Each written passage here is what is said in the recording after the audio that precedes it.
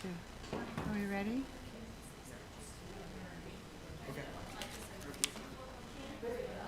We're good? Okay.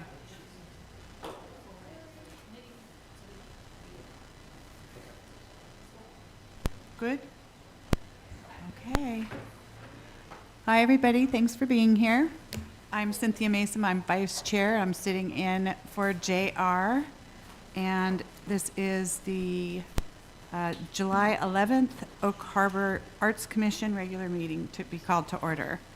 And it looks like we have a few absent, JR and Therese Kingsbury seeking approval for their or excused absences. Make a motion. Thank you. Second? Thanks, Valerie. So, yeah, excused absences for Therese and for JR. I second. Thank you. And then the approval of the agenda is next on our items tonight. Is there any changes or adjustments to be made? Brian, do we need to switch around any items?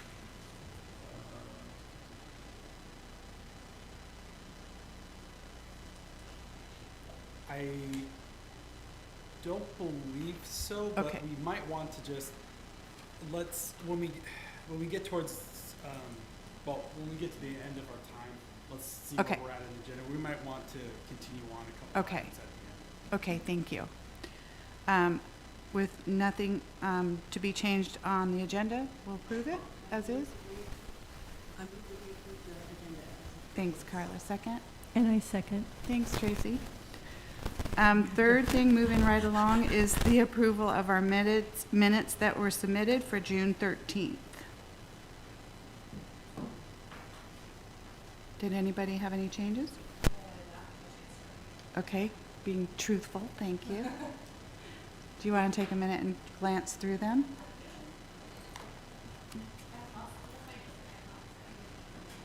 Wendy always does such a perfect job. Here. Yep. Mm-mm. Okay. Do we want to make a motion while Valerie looks through them? They are on all these continuing reports. I make a motion to approve the minutes from last meeting. Thank you. As presented, second. Second. Thank you, Tracy. Number 4, public comment, and I see we have some company tonight, which makes us happy. So the process for that would be, if you haven't signed in, it's okay. Just stand up, state your name, your address, and tell us why you're here. If anybody wants us to go first. At the mic, Garrett. That one.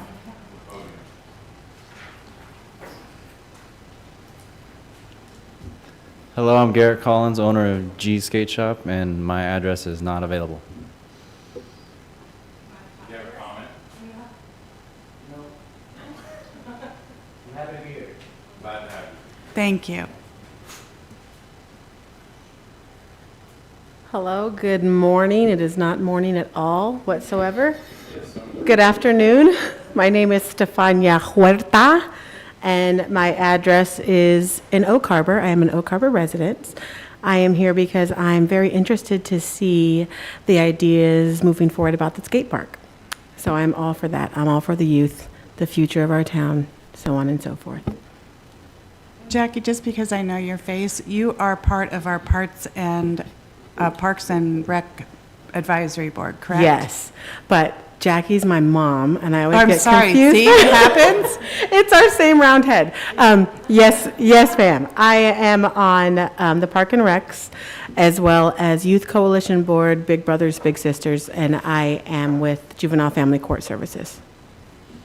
Thank you for your interest. You're welcome. Anybody else? My name is Sarah Galella. I also live in Oak Harbor, and I'm only here to observe, and I'm vice president of the Playhouse Board. Thank you. Anybody else? This is fun. I'm Robert Sanders. I'm the unit director of the Boys and Girls Club. Just here to support, and I love local artists. I do marketing for artists as well, so something very near and dear to me. Thank you all for being here. Our item number 5 is discussion action. Oh, sorry, Cynthia. Oh. So we have received. Public comment, some more comments public, from okay. online. We received 4 online public comments from Ann Sullivan, George Bullis, Raymond Carter and Galen Smith, and Erica Eden. Each of those are regarding ordinance 1999 in relation to disposition of parklands in Municipal Code 13010. Great, thanks for that acknowledgement, Brian. And I know Mikkel has sent those to each of us for review as they came in. So we've all received those as well. So moving on then to item number 5, again, discussion, action, presentation, and report items. The first one up is our art plan residency, number 1, with Brian and Leslie. All right. We didn't quite have a good sound check before. Can you hear us all right now, Leslie? Yes, I can, and I should have my camera on, but I don't see it. That's all right. We can hear you just fine. So we'll. Okay, you know what I look like now. Yeah, do you want me to start, Brian, or do you want to start? Go ahead. Okay, so Bobo and Perry and I had a great time being with everybody up in Oak Harbor. We had open house, a VIP gathering, and spent time at the 4th of July event. And we had some really great discussions. We spoke with the mayor for almost 2 hours. We had both Barbara Ames and we had Councilman Stuckey was there. We had from the state Department of Commerce, Creative Economy Director Shannon Halbrecht was there. Anyway, a number of people that were really, really good to have discussions with.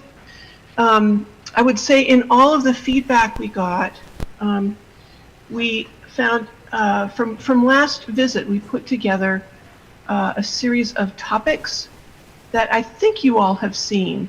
Have you seen those? Or maybe I should go over those.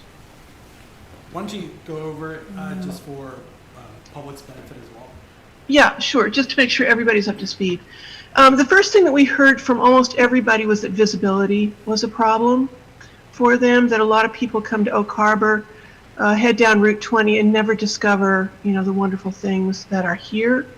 That was an issue for the downtown businesses and the art that is along Pioneer Way. That there are a lot of arts activities going on, but they're not as visible as they should be to people. Downtown is kind of hidden, and that Route 20 doesn't really put your best foot forward as an artistic community. Getting word out is kind of tricky. People are sort of inundated by email. Some people are all over social media. Some people aren't. It's different social media. And that there's a lot of noise in people's lives. And I think we've found that too with trying to get visibility out for the events that we're having. The discussion's been fantastic. We really would like as many people as possible involved though.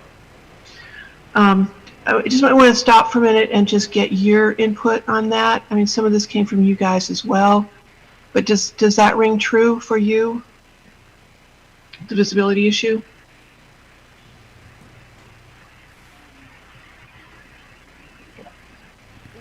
No?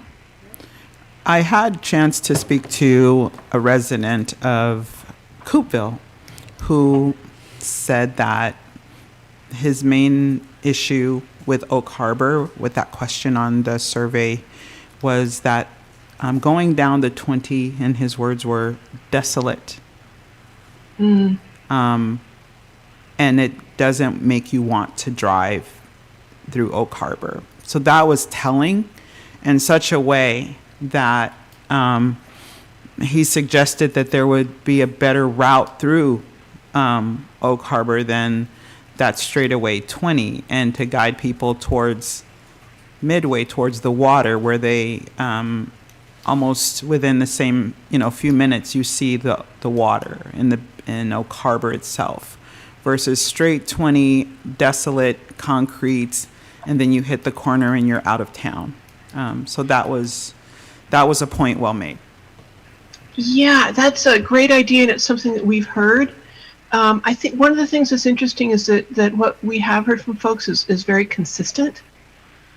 So just to give you a little bit of outline, we're going to take these themes and look at ways that art can help improve on them. So it's exactly ideas like that we are and have been collecting. So appreciate that. The next one is about connectivity.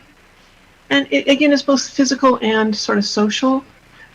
Your downtown is so near to the water, but there's kind of a gap.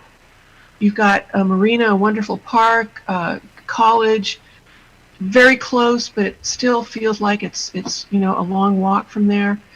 So the connectivity is something I think that, as Perry, our artist, has said, the art emerges in some of these gaps.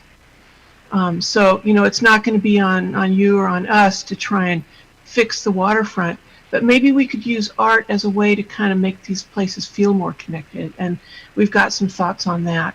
But right now we're in the themes, looking at the themes before we jump too far ahead in terms of the solutions, although we can't help ourselves, and I think you probably can't either. So any thoughts on the connectivity piece? Now, Chris, do you want to comment as council? Because I know you guys are actively speaking of the same issue. Sure. This is Chris Wittgenstein, council member. I'm going to go back to the other one just as well and reiterate what Mary Elizabeth had said too. Is as a longtime resident of Whidbey Island and Oak Harbor, I too I'm always baffled on how we don't direct more traffic down Midway towards the downtown. It just kind of boggles my mind. So it's always been kind of a discussion topic. So that discussion has been happening across a lot of the other council members as well, and I'm assuming through Public Works as well. I'm sure they're pretty aware of that, and I think there's plans at some point to revitalize in the future the Midway Boulevard and change that up and make it look like that. And that's regards. Yes, there is a gap between the marina and the college in downtown Oak Harbor, probably a quarter mile or so. And so I think that's going to require some partnerships with not only our transit in order to really figure out a way to get that marina added as a stop, at least during our peak season, in order to help build some traffic into that. It could be that we need to you're right, a nice piece of artwork that'll draw attention to the park down by the marina would bring people down that way, which would kind of increase that along the way. Big plans, lots of money needed to do all that. So lots of ideas in all our regards. So, and I think I've heard talk, I haven't really seen the plans myself, but I know that there's in the works to revitalize, I guess is kind of the term, the lower section of Pioneer that's right there off of 20. That would kind of be an entrance, like, hey, here's our downtown areas for the south end folks coming down. I think we have to do it at both ends of town, not just one, in order to drive people into our downtown corridor. So how art can help that, I think, is always a positive. And I think we're in favor of trying to make that work in conjunction with all the other committees and players at B that's going to have to make that happen. So I think that's what you're asking for. I am. Thank you very much, Chris. Brian, did you have anything?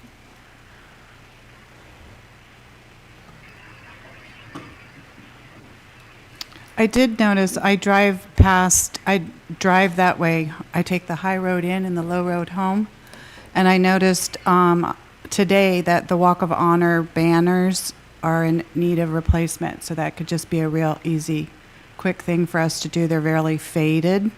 So that Walk of Honor, as we change the flagpole over to that corner, might incorporate replacing those. and, you know, walk this way to see our maiden out there at the park. But there is some art, Leslie, going that way.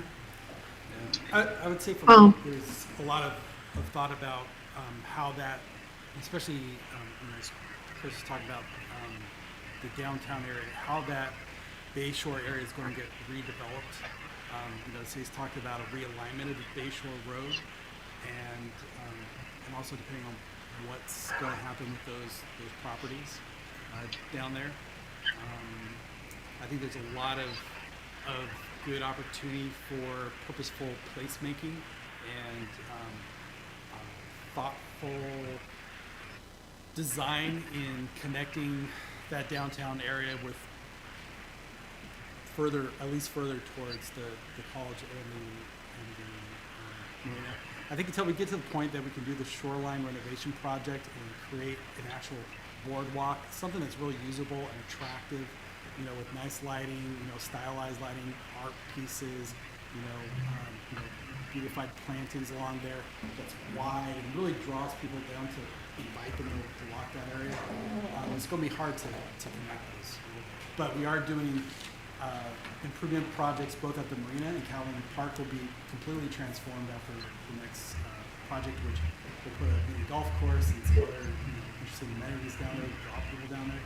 So there's just a lot of opportunity. I think for me mostly it's just thinking around that like placemaking and how some of the comments that we received talk to attracting both visitors, but also making it more interesting for date night and hey, where do we want to go?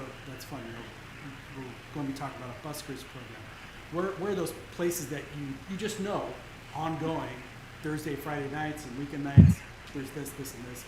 We have some pretty well-established programs. The music festival is awesome. I'd like to see more around the shoulder season. I think just a lot of people want to know that there's a lot of really a good breadth of activities. We saw some of those events under Garrett's Place, great indoor music scene there. Yep. Recently, and so comments around more of that kind of stuff. Great. Thank you. Yes, please.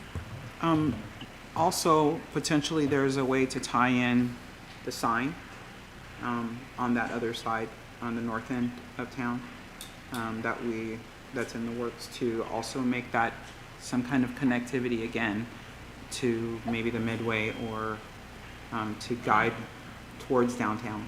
Turn left here, Fred. Turn left here, Fred. Yes, but something like that, because that sign is in the works as well. There's an opportunity there, I think, just as a person who is OCD a little bit or ADD and can't see anything but thinking like, oh, turn here, I don't have to drive there. It's like that Fred thing is really good. But the sign, the Oak Harbor, the working out the sign and maybe having something on the signage that actually says, turn here, Fred.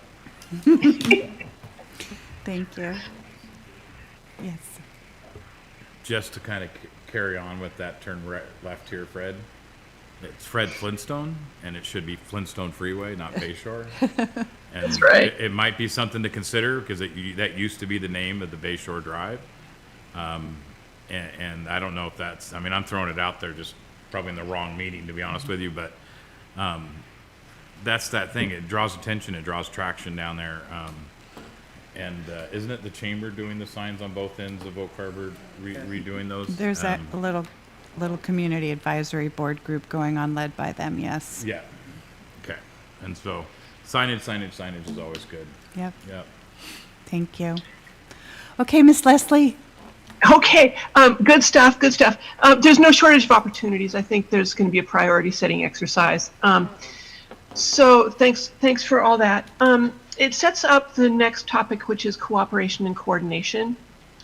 And what we hear a lot is that there's so much going on, but there is a lack of coordination between people, and that sometimes there's redundancy of effort, or things just could be a lot more effective if there was more coordination and cooperation.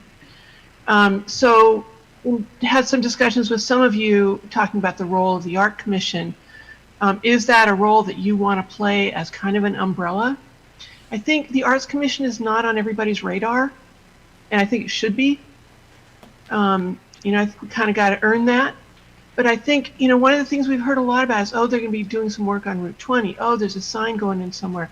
Oh, Public Works is doing something.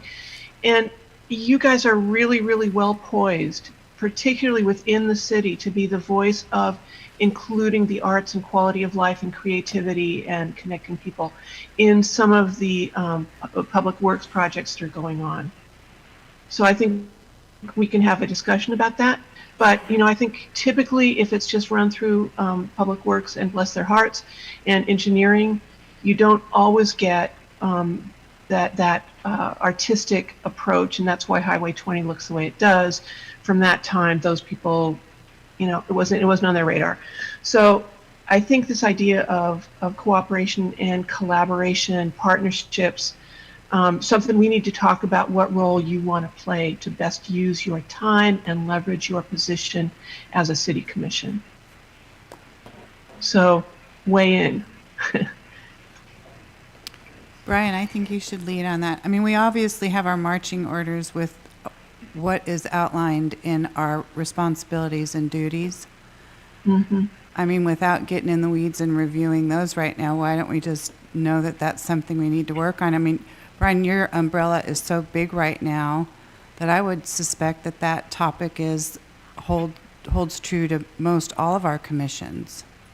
Yeah, I'd say that's a fair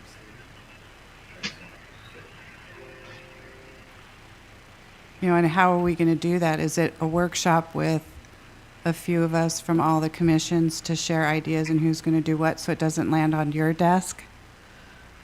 I mean, we're here, we want to work. And that's part of why we're going through so many of these planning efforts right now. With the art plan, we'll be doing a Parks and Recreation master plan as well. We have development services that are updating. So my suggestion, Cynthia, is that we offer you some options. Perfect. And you guys think about what it is that you want to do, can do, should do, what's most appropriate for you, and what you have the capacity for. I love that. And will you just remind me, please, when we talk about all of these suggestions that are coming through Framework to us, that will be in the end of this process in the deliverable, correct?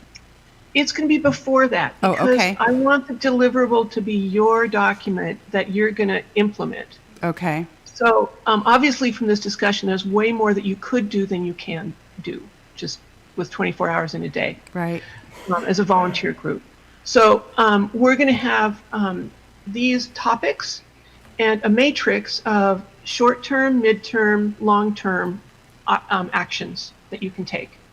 And there's going to be too many things on that matrix for you to do, and we're going to roll up our sleeves and figure out which ones you want to do first. Great. Thank you very much for that clarification. Yeah. Okay. The next one up is thoughtful procedures. That it is our mission to help you get a toolkit of things that help guide you in terms of how do you select artists, how do you figure out where to put things, where's the idea come from, what are the criteria? And I know you're going to be talking about the duck names later on. I think that's almost an example of where does an idea come from, who's it going to benefit, who's going to be involved, what are the criteria when you have decision making, and what is the outcome that you want to have. So when we get our actions together, your priorities, we're going to look at how they meet the criteria of, we're trying to make visibility stronger, we're trying to make procedures more thoughtful. So we'll have a set of criteria, and that's going to be helpful in you picking projects and implementing projects and knowing how to see if they have accomplished what the goals were. Great. So Perry, do you want to talk for a minute? Because Perry's putting together a toolkit for you, and we're hoping to have a session with as many of you as possible to go over those, understand what's working for you, where the gaps are. Perry? Hi, Perry. Yeah, hi everyone. Can you hear me okay? Yep. All the way from Twist? Wow. Okay. Right. So we have, I think some of you have seen the draft protocols for art procurement and deaccession. So I've updated that draft based on the input from our first residency. I also have a draft of an RFQ process, a request for qualifications, that I've templated for you using language from the city to flavor the document, if you will, with some of the values that we want any artist selection to like live those values. That's in there. And so I think the best approach really is a working group with arts commissioners and others that are interested in rolling up your sleeves to finalize that document. So that's in place. And the question I keep asking myself as I bring these documents, which are pretty hard-boiled in a way, is like every step of the way, how do you as a commission and how do we celebrate these milestones, right? Because art, it's one of the things that makes art really different from everything else that happens in a city or everything else anywhere, is that art is a celebration. It's a celebration of human spirit and creativity. And milestones like that, I believe, belong in these documents, just like the step 1, 2, 3 that'll get you through the process. I hope that there are points of celebration when artists are selected, points of celebration when art goes in, et cetera, et cetera. So those are some of the things I'm thinking about. Thank you. Thank you.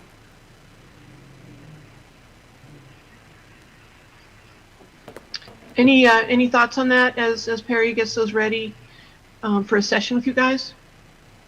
Anybody? You're good? We're good. Okay, so we'll work with Brian to set that up. Are you guys? I hope you're generally around for the summer. We'd like to just keep those moving, but we don't have to do that on this meeting time. Okay, next topic is always interesting about, do you consolidate arts or do you spread them out in your city? And you guys have consolidated a lot on Pioneer Way in the downtown, which is great. That kind of makes a magnet, a gravitas of arts that can attract people. But I think we also don't want to forget about people in the neighborhoods and what that might mean for them. An idea that seems to be resonating with a lot of people is sort of what we're calling an Art Spark approach, which is a very small amount of money, maybe it's a few $100, that if the neighbors get together and talk about something that they want that has an art component in their neighborhood park, that could be funded. But that means the neighborhood gets together, talks to each other, talks to the city, gives some input on what they want for the neighborhood parks. And it's really, for a very small amount of money, it can do a lot for just, community cohesion and just the pride of having something that maybe you and your kids put together in your neighborhood.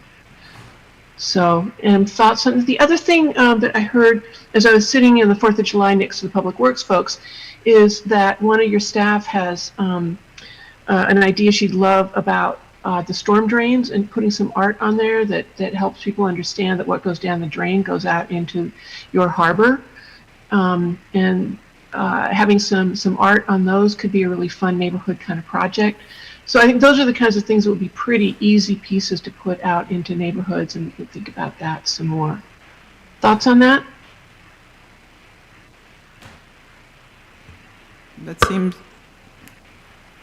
Go ahead. that seems like a way for the community to actually start to buy into or understand that art isn't like art, big A, little a, and Yeah. that they are able to participate in it in ways that they didn't really think about art previously. And I think that is a good way to seed community in a little way, and also involve families that might not have necessarily had an idea of being involved in anything artistic, or probably even opposed to it, but then they don't think that when you're like painting the drain on in your yard, or on your block, and all of a sudden now you actually are participating in art, and then it kind of changes the mindset.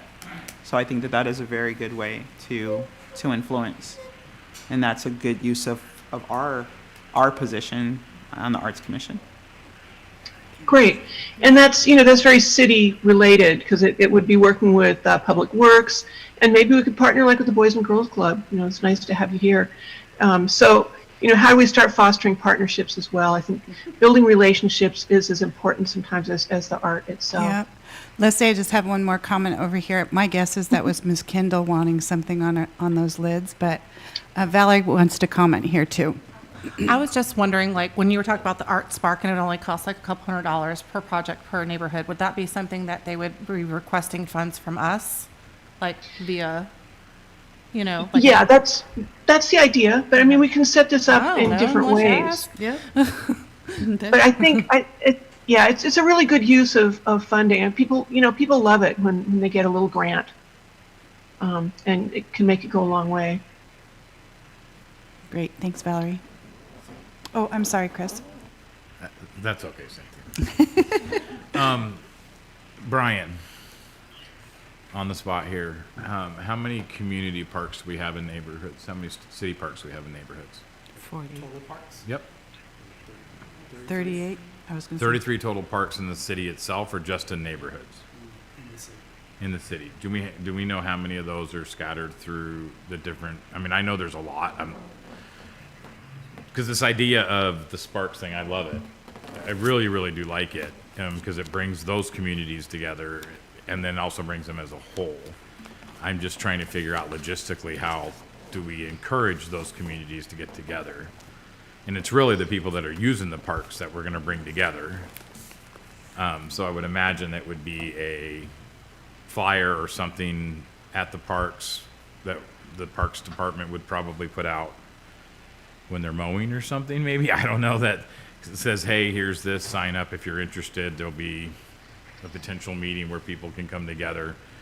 And do we do it in multiple nights, or are we able to do it in one where you get kind of everybody together from the whole community that's interested, and then they branch off and take the different parks in their neighborhood? And then I just don't, I mean, I envision it, and I'm just curious about the logistics on what it would all take. Because I know it may be a couple $100 out of the art commission to kind of get this thing rolling a little bit for each of those neighborhoods. But the cost might be quite a bit more by the time we get staff involved and trying to coordinate a place for them all to meet and get things together. Ooh, that's a huge list. Isn't that nice? Yes, please, Carla. I'm sorry. And we worry about green space. Yes. Carla. When we were talking this 4th of July, we talked a little bit too about like an occasion where meet your park, and we would do some kind of a pop, yeah. And so people would come to the park in the neighborhood, and other people from other neighborhoods, to see what these parks are about, because we have 33 parks. I didn't know that. So that, I think, is a good way to get people interested in their park and see what all we have.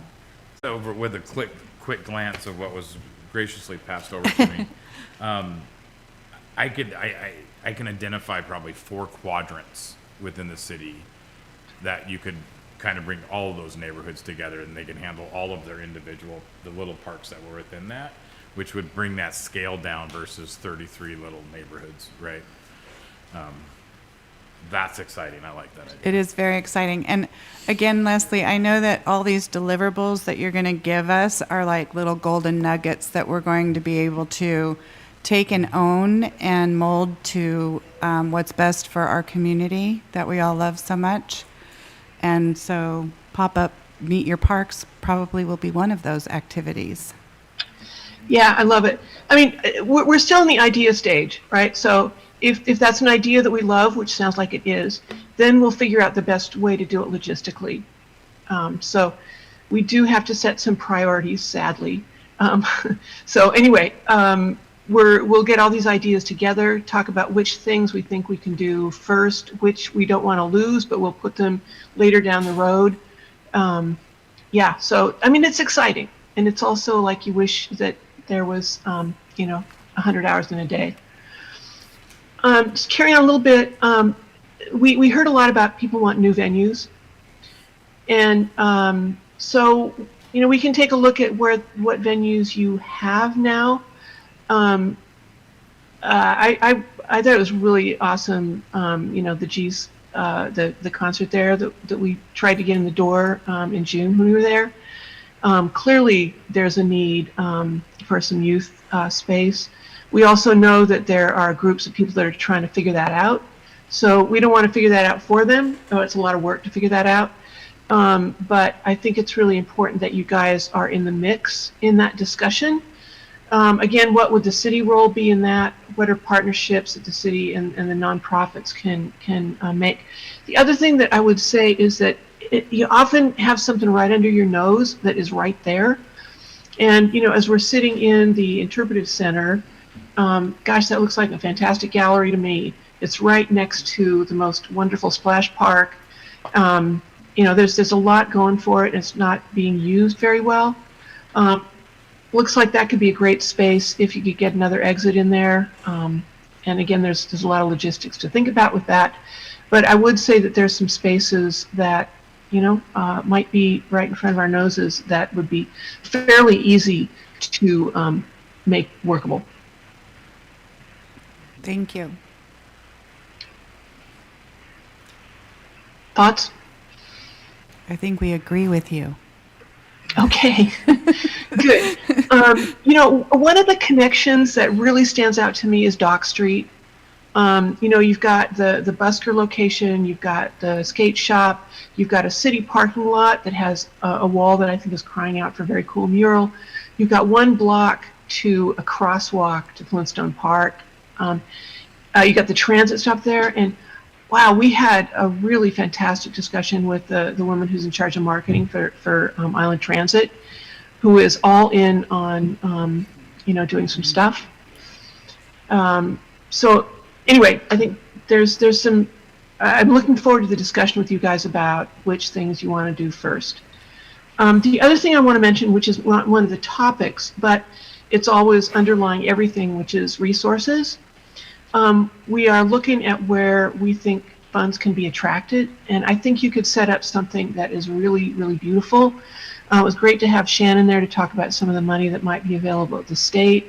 I did get the chance to sit next to Gideon a little bit at the 4th of July.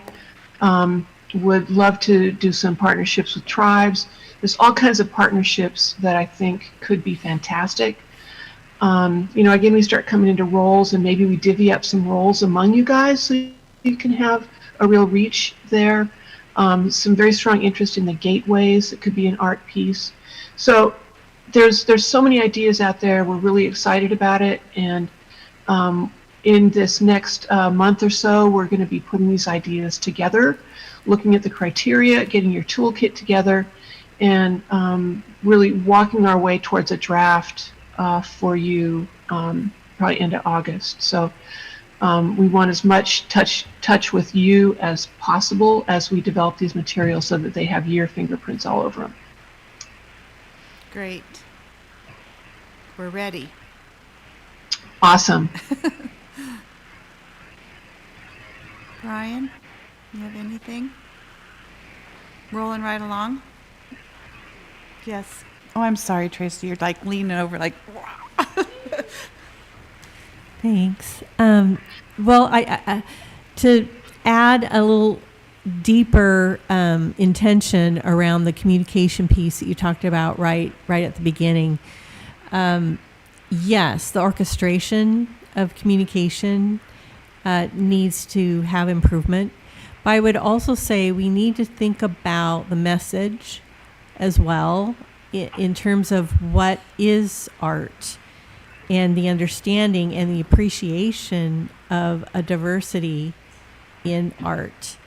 What I've experienced in just individual conversations is that there's a very narrow perspective of art oftentimes, and a lot of it is focused on placement, outdoor art. But gosh, art is everywhere and in anything.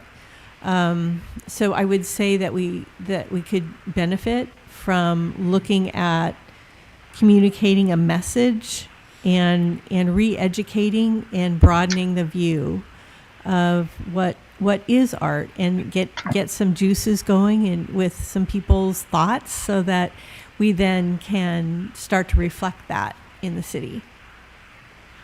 Tracy, thank you for that. Yeah. One of the things that we'd like to get your help on is we've got a deal going with hashtag OHArtsIs. And we've started doing a bunch of those to prime the pump, but those I think are going out on the city website. And we're inviting everyone in the community to hashtag that. Bobo, if you could bring that graphic up. So photos with OHR is all about the kids. OHR is all about our history. It's all about nature, art in nature. It's all about celebrating, having fun together. So the hope is that there's a real breadth of things that people don't always think about as art. Yeah, OH art is ways to express ourselves. It's all about the kids. It's all about what gives us character. OH Arts is welcoming visitors. So if all of you with your phones, including everybody, all the visitors would be great, can throw some hashtag stuff up here. I think it would be really great to prime the pump and get people adding to what they think OH Arts is. So there's a task for you as you're wandering around in the beautiful summer and showing everybody that arts is really part of everybody's life and a great part of their life. Thank you. Bobo, does anybody need instructions on that? Just, is it Yeah, Maggie OH is helping exclamation? Arts is, or is, I think it's OHARTSIS. Is that right, Bobo? Yes, correct. Yeah. So we're encouraging people to use that hashtag and post what they think art in Old Harbor is on Facebook, and then you can also add the Park and Recreation account. We'll be collecting them. Maggie also help us promote that on Facebook. So it's a activity that we will continue receiving image from the community throughout this summer. Yeah, and for the audience, those of you who are working with youth, it would be great to have a lot of youth input. I love that the band was out chalking the sidewalk to get recruits for the Oak Harbor band. So just helping get that youth energy a voice. Also, good news. I don't know if Brian has spoken with her yet, but I found somebody on 4th of July that would be very excited to have the youth position on the Arts Commission. and just, I'm going to just point out that you said Facebook. I hate Facebook. I really do. Instagram. But Instagram is going to be the quick and click, I want to say, to, and that's what I'm going to be using. So you will instantaneously see a lot of that popping up in my feeds. Excellent. On Instagram. Yes, we also have a link that tied to our website, so if people don't use Facebook, they can also upload it through our website. So I send it out to all the commissioners. If you can spread the word through your networks, that would be really helpful. We will do that. Thank you. Thank you.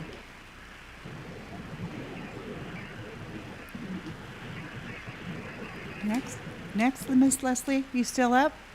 I'm here. Yeah. Okay. We keep going? I think we're there. Oh, okay. So we're going to be pulling the ideas together into a draft and a matrix, and so the next touch base with you, we'll set up a meeting to go over the tools, the toolkit, and I'm sure we'll discuss some other things too. But we really want to work with you in a roll up our sleeves session on those tools to make sure that we've got the ones that work for you and fill in the gaps in sort of the procedures and processes that need help.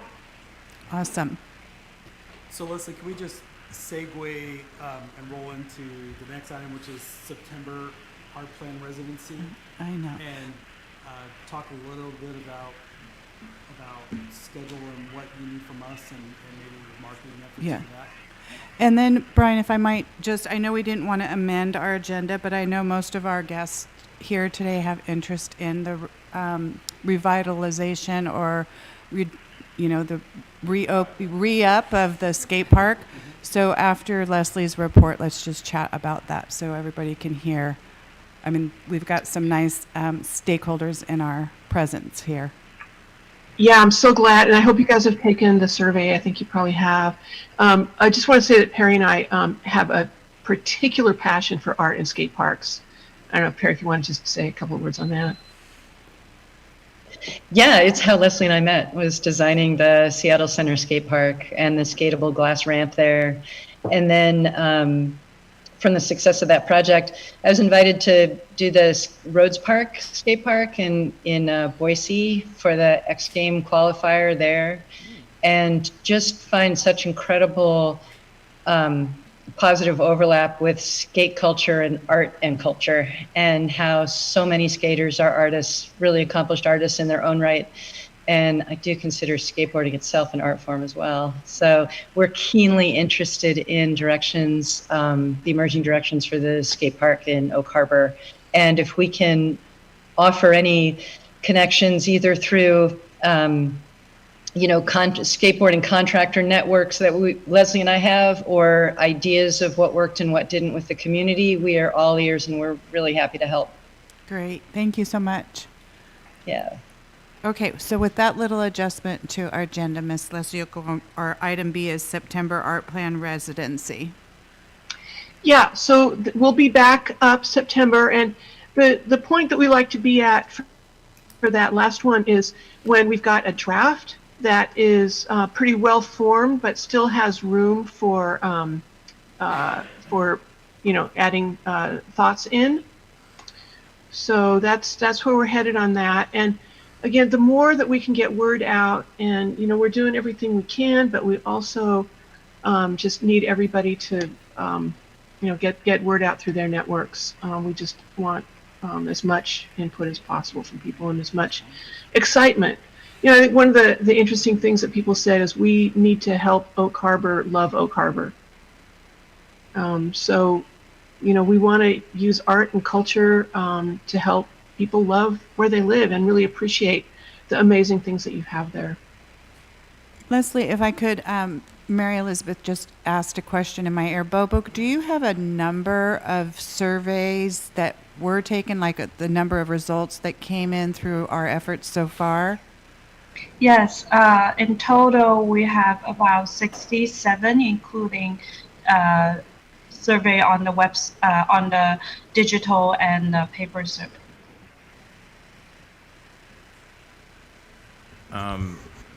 So about getting the word out, where have we focused on getting the word out?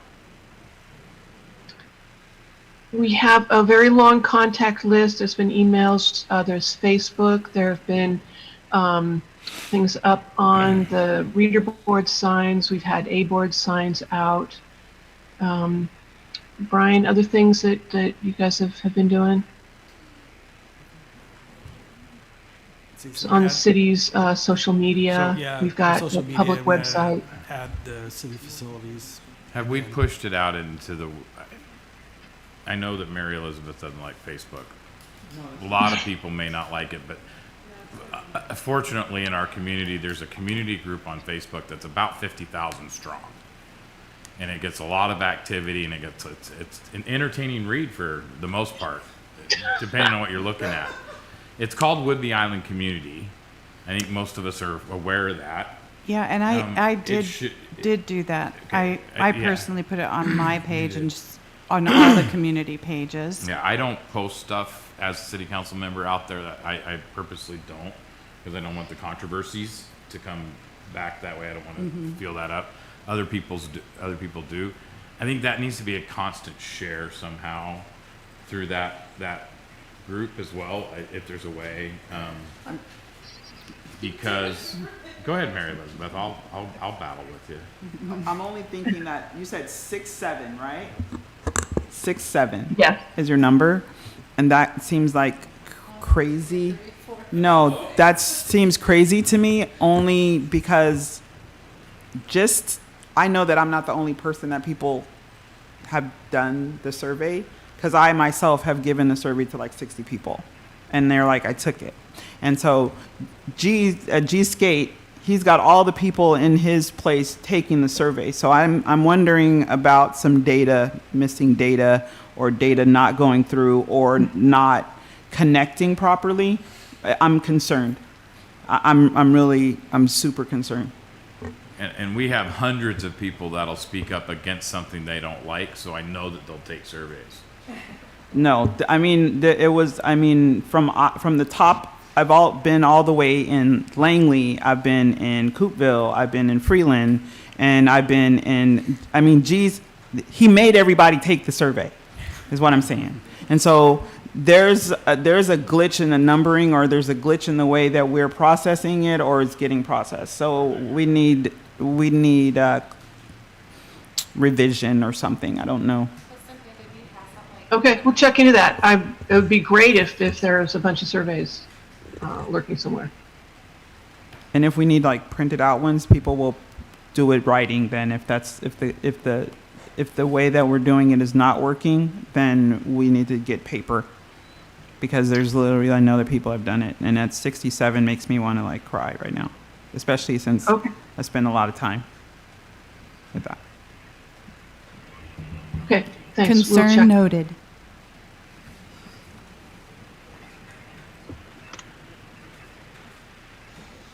To add, I know that in a conversation with the chamber, they also did send it out to all their members.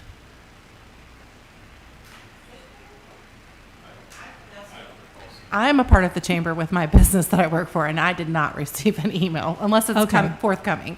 That was what they told me directly. So if that's not So- true, that's not true, I guess. So Brian, question. I mean, I know Maggie is like overworked like most all of you.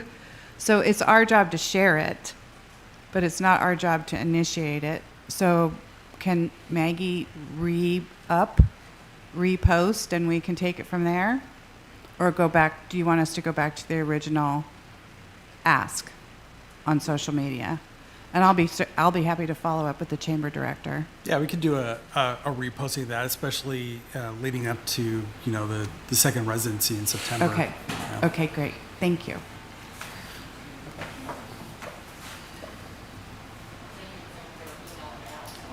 Okay, something that could go in the utility bill? I mean, I know that's an expense, but That's how I found this position. just a question. Yeah, and I think a lot of that needs to be directed by framework where they want to put the dollars for outreach.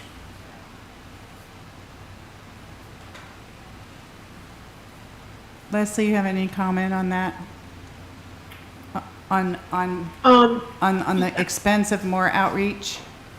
Why don't we have a discussion about that offline? Because Okay. let's look at how much that would cost. And I think reaching people, through that way would be fairly effective. So let's look at that. Okay, thank you.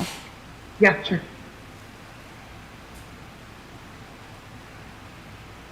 So is there anything else with the September residency? I had just one question, comment. And we want to make sure that this toolkit that we're putting together for the commission really works. And so if there are other areas of your process or questions that come before the commission where you feel like, wow, we'd really like to have a working process for that, or something in particular, please let us know so that we can include that in the deliverable as well. And I'm curious if anything comes to mind just now about, wow, it'd be great if we had a process for this or that. Is there anything? No, I think mostly not concerned, a priority would be about the selection and the installation. I mean, right now we have 3 active, well 4 if you count the 2 Ken and Brews that are still on the pipeline for installation that are going through processes. So, to adapt that as soon as we can would be great because we've got some examples in front of us. Great. Okay, good. Well, if anything else comes to mind, we're all ears and want to be sure we include that before September. Thank you. Brian, Thanks. Do you have anything else?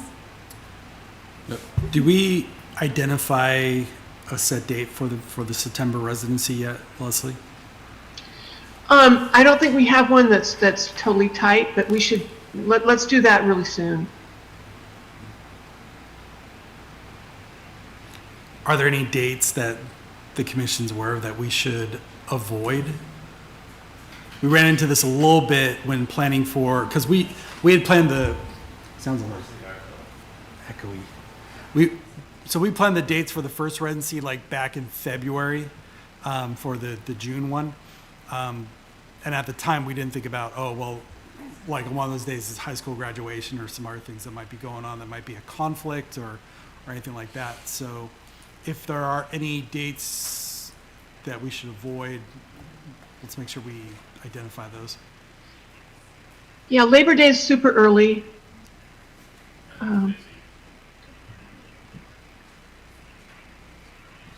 Yeah, events and holidays aren't necessarily a reason to avoid some, because you have the crowds out and about, so sometimes that can be a help in leveraging, getting people aware of and engaged in some of those public open houses. So the residency is coming back out and getting back out into the community? Is that the intention correct. on the residency? Well, Yeah. there is only one weekend, and that is Labor Day weekend or Music Fest weekend. That's the weekend. I don't see where there's any other options. You want to engage the community at its masses? That's the weekend, Music Fest. I don't know how Music Fest feels about it, but I can defer to the president of the Music Fest if she'd like to speak on it.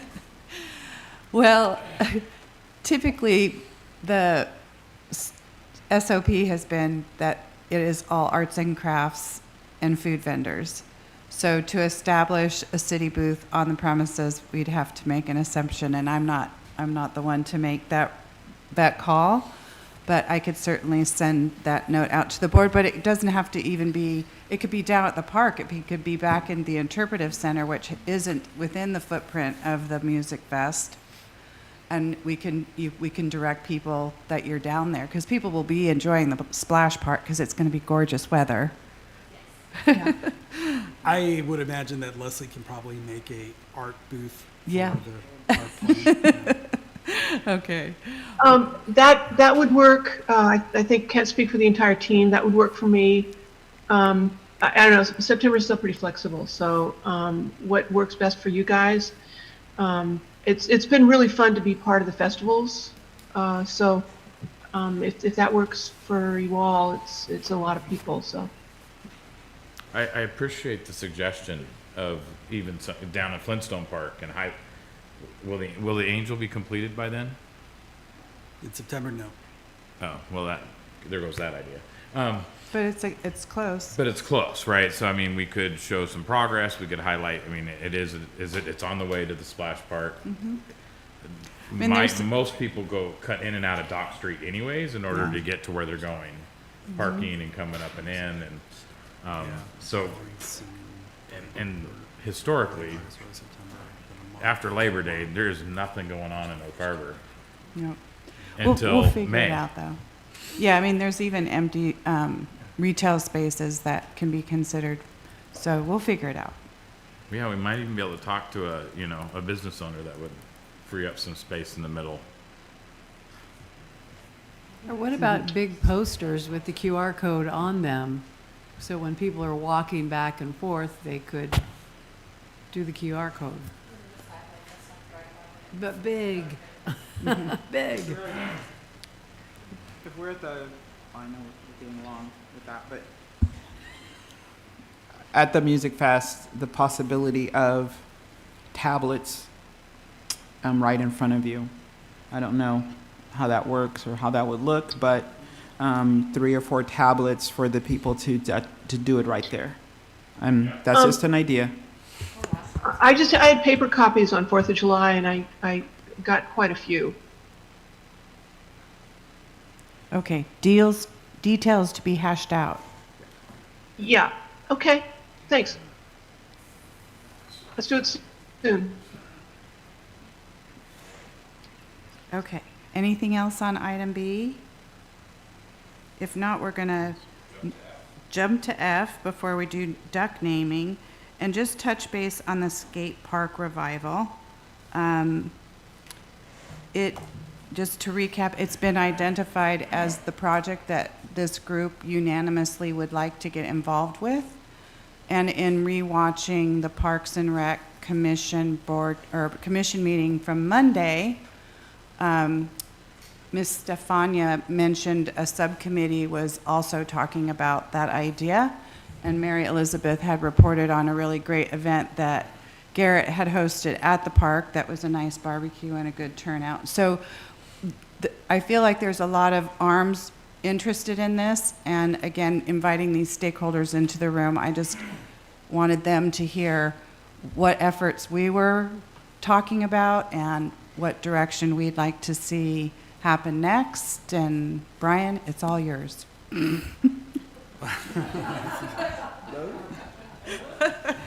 No. Do you want to start, Carla?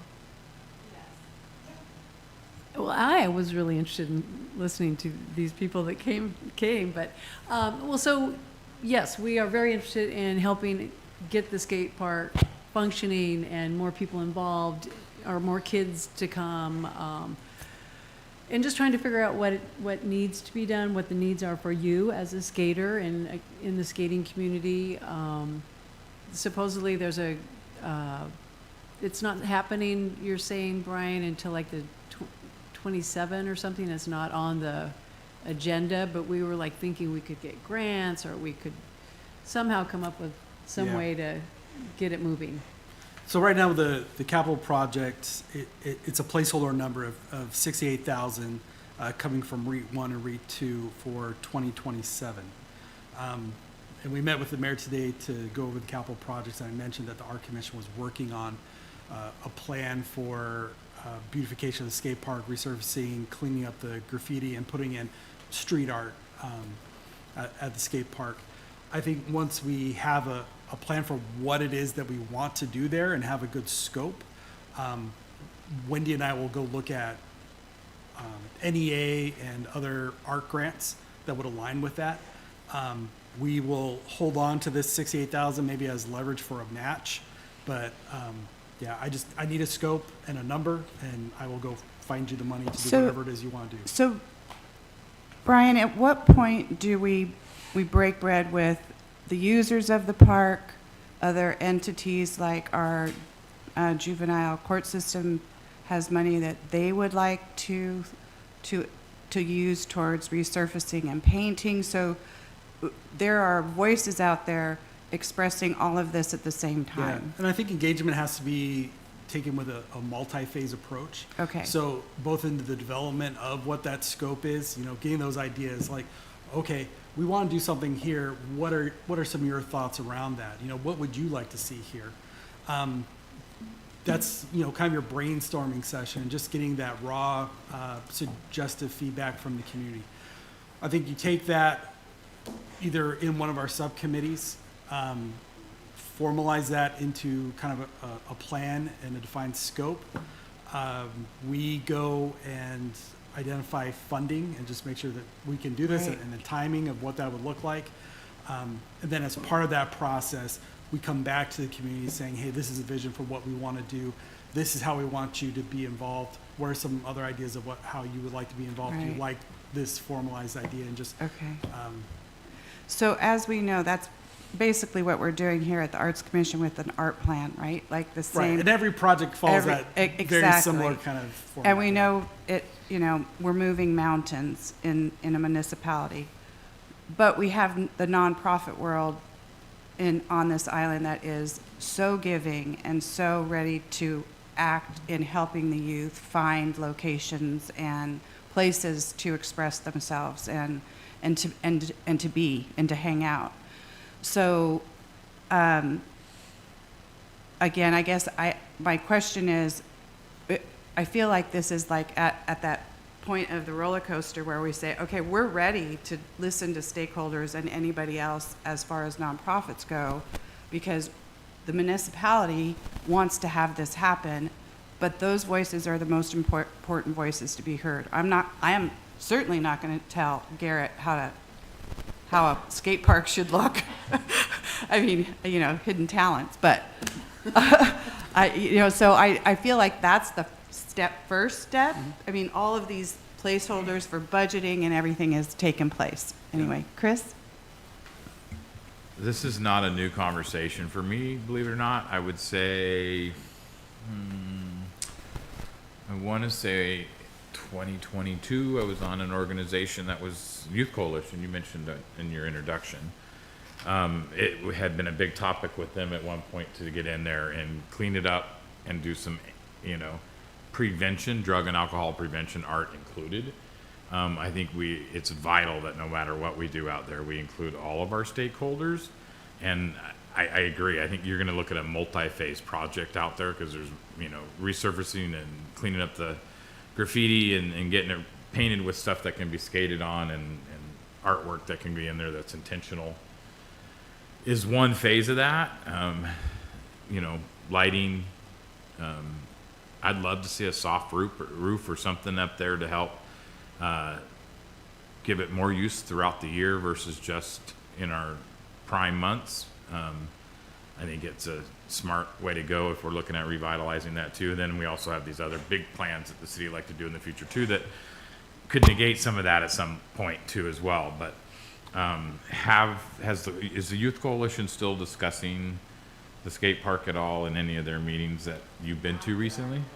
So it's been a while. Okay. Stefania, will you go up to the mic just so we can all hear you? Yeah.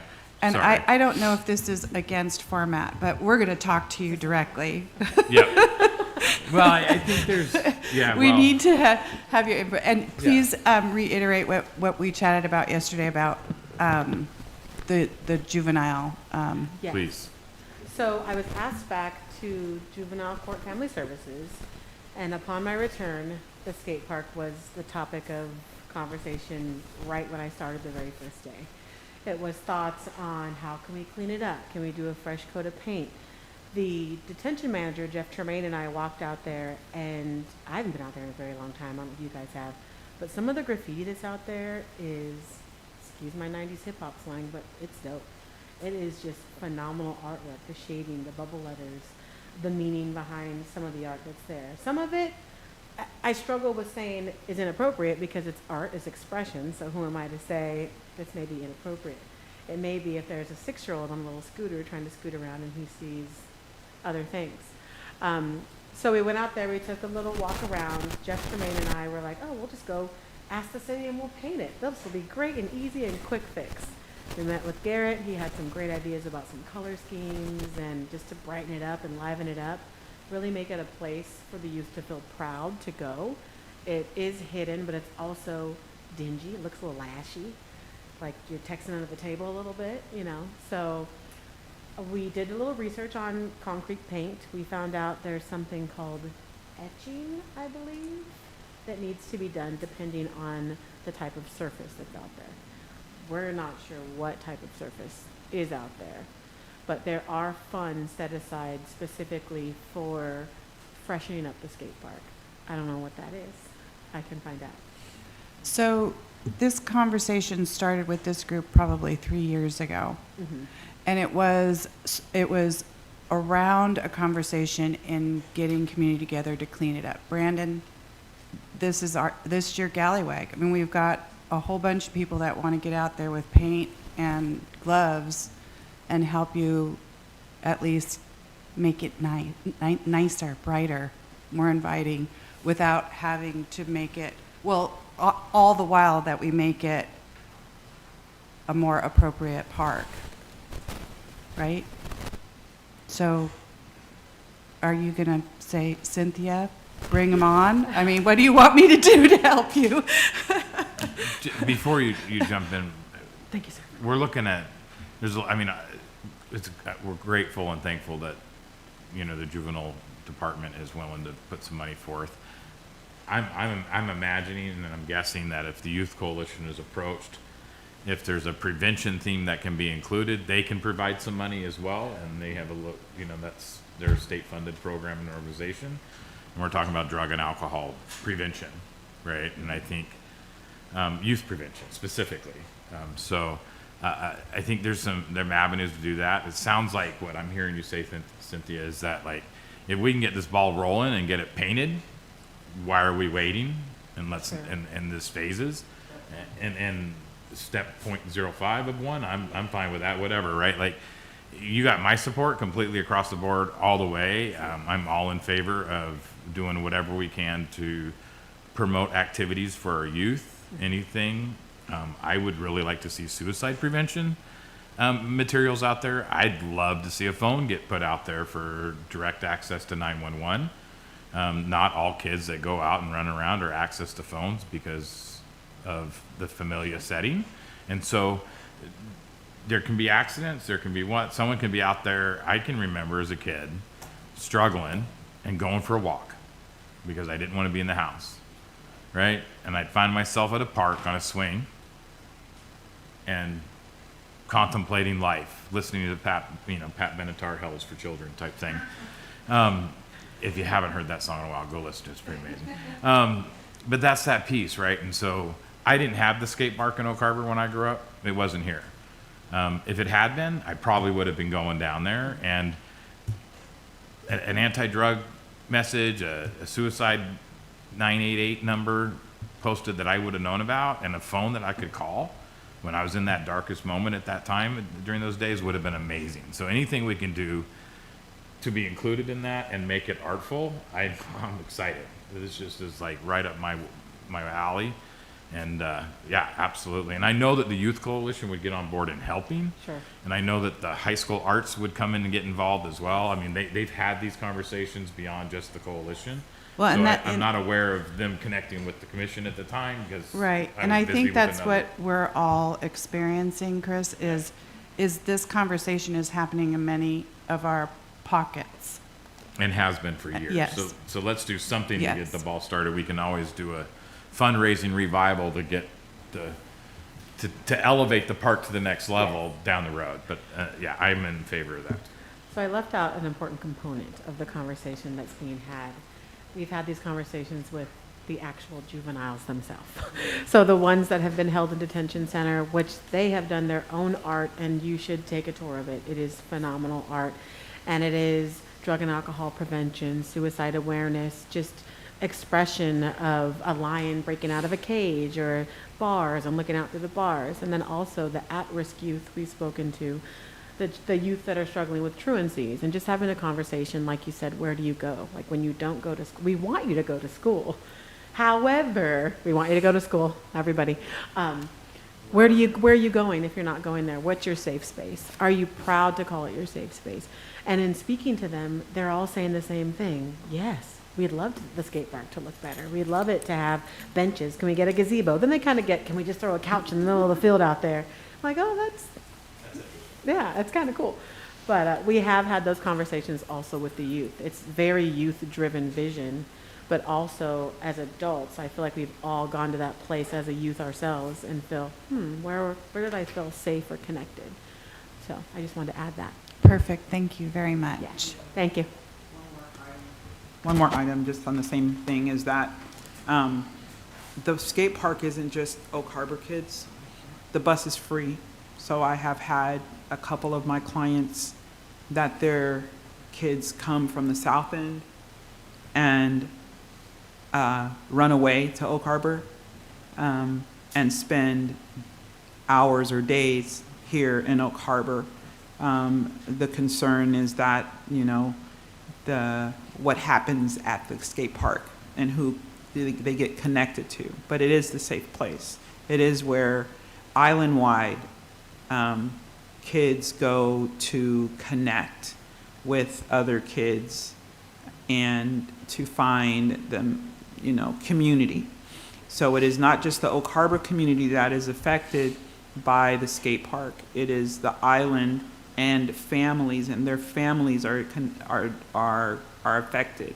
And if we have the opportunity to create a safe space for kids, that their parents also feel safe that they're there, or at least that someone cares, then we have that opportunity there's a bureaucracy in place, of course, but This came on board, I think, right before COVID. And so now it's been sleeping. And yes, there are layers and yes, there are pieces, but sitting and bureaucracying through it is only going to create the Anxiousness. not just the anxiousness, the disappointment that the man don't do his job. That just constantly the kid gets put on the back burner. You promise us something and then you put it over here and then you make these rules and now the rules are in the way and so we're still waiting and you promised us and it's 2 or 3 years later and now I'm out of school or now I did something or this and that and now we don't got it. So now you guys are full of it. That's the thing. And so if we don't get on it, that's what's going to happen. So let's do something actually about it, even if it's on the small step of making it a cleanup and involving the kids and the community that uses it, because it is children and adults that are using it. That event that G's had was not just the at-risk kids. There were parents with their little 6-year-olds, first time out, like, oh my gosh, are they gonna do it? Oh my God, and then, you know, and there are older adults who are troubled, but everybody was in community and everybody was looking out for each other and everybody wanted to be there to make it a good space, and we have a responsibility. Thank you, Maria Elizabeth. Brandon? What's next? Well, I think we need to get a plan involved. Just to get it cleaned up, a cleanup day? Yeah, I mean, we can do that. Where is this coming from? General fund money? Are you guys giving money to clean up? Where are we doing I think this? there's money in the community without even taking from the arts fund right now, is what I'm hearing from a lot of different areas. So I think if we post we're going to have a cleanup day, I think it's going to just happen. And your definition of cleanup is? Well, painting, Okay. possibly resurfacing. Do we know how many square feet the skate park is that we're gonna look to paint? I haven't measured yet. Okay.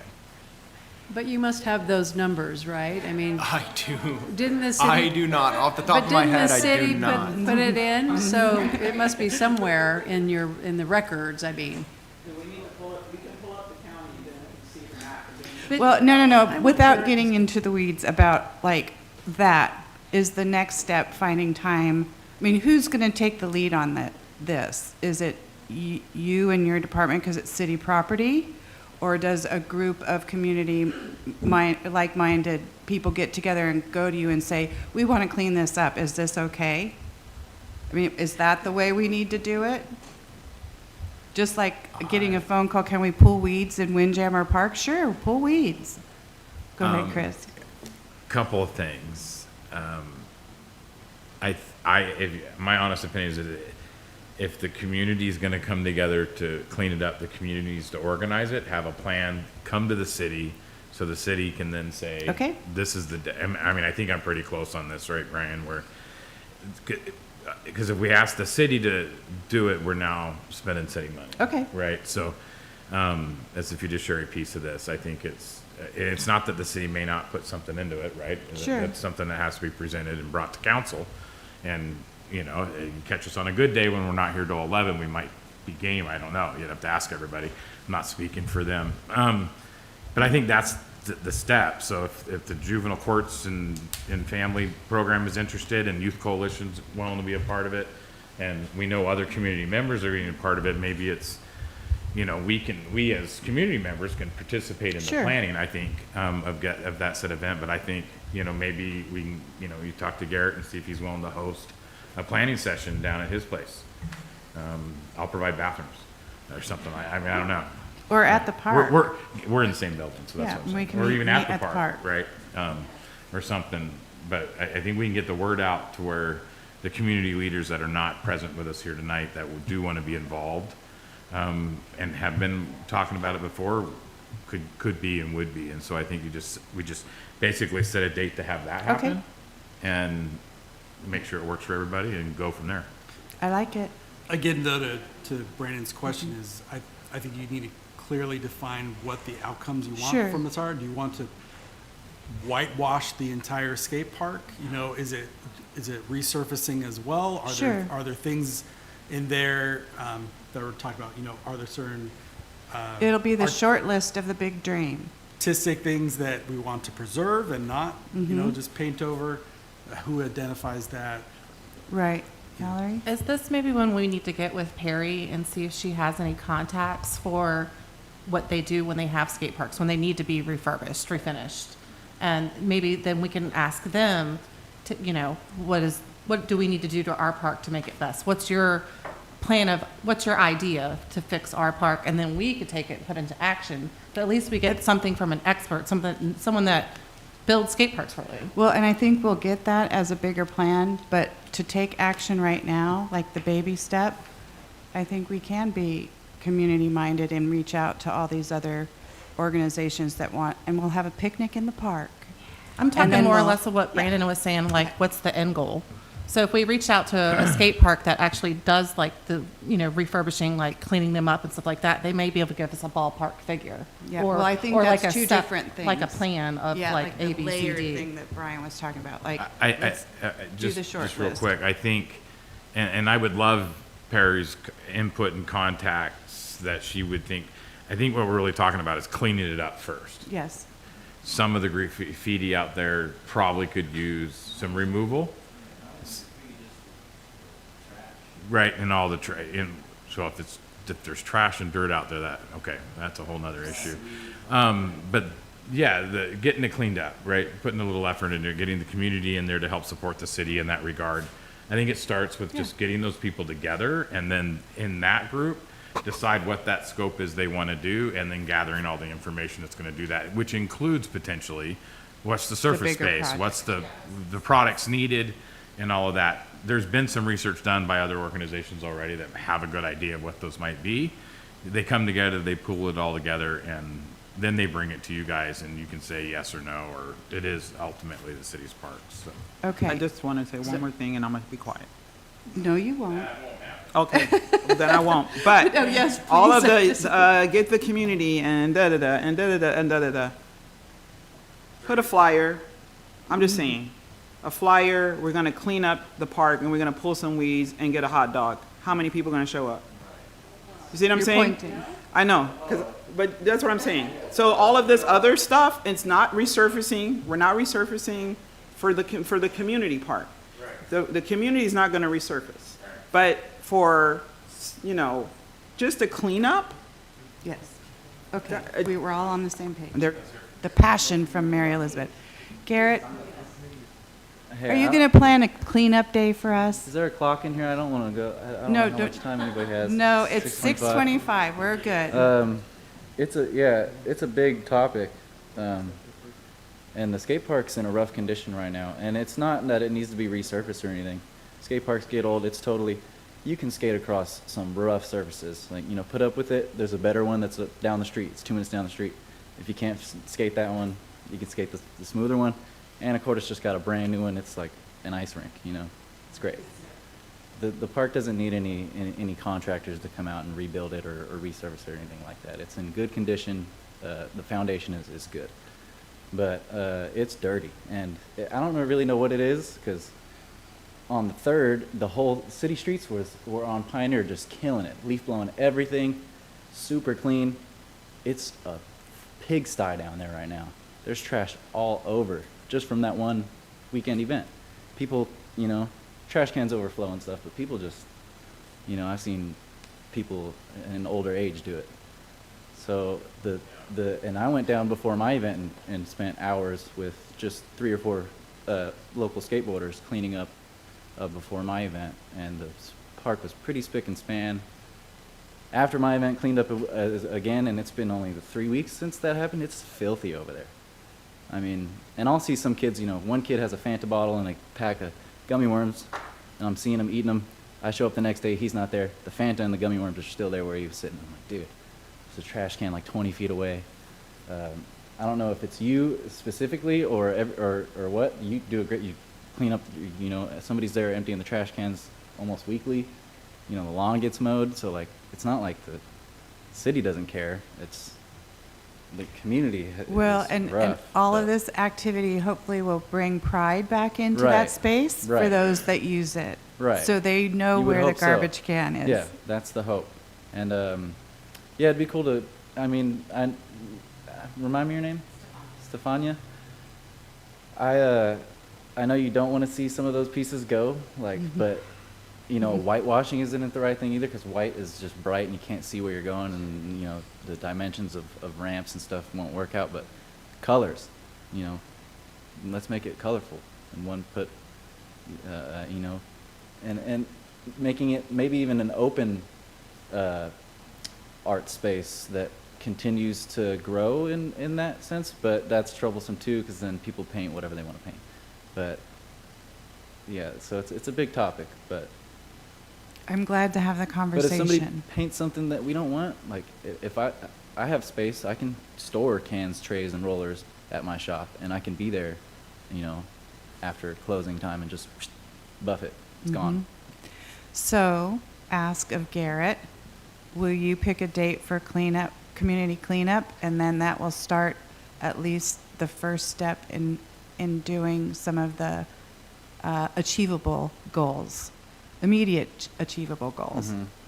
Totally. Okay. Yeah, I'll put We'll together a wait to flyer, hear I'll from spread you the when word, to yeah. show up. Yeah. I mean, And on then the- we'll get in touch with Brandon and let him know what we've scheduled and make sure it's all Right. okay. On the daily, the right people are, as they skate through, picking up stuff, but the wrong people are you know, bigger. Yep. Thank you At this very moment. much. Yeah, thank you. I really appreciate you guys' time. Like I said, it's a hot topic for a lot of community members in our environment, on our island.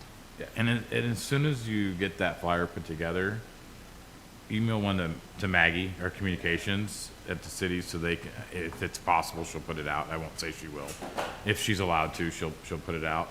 But let's spread the word, and we'll see what we can do to help bring the numbers down there and make short work of a bigger task, right? Thank you.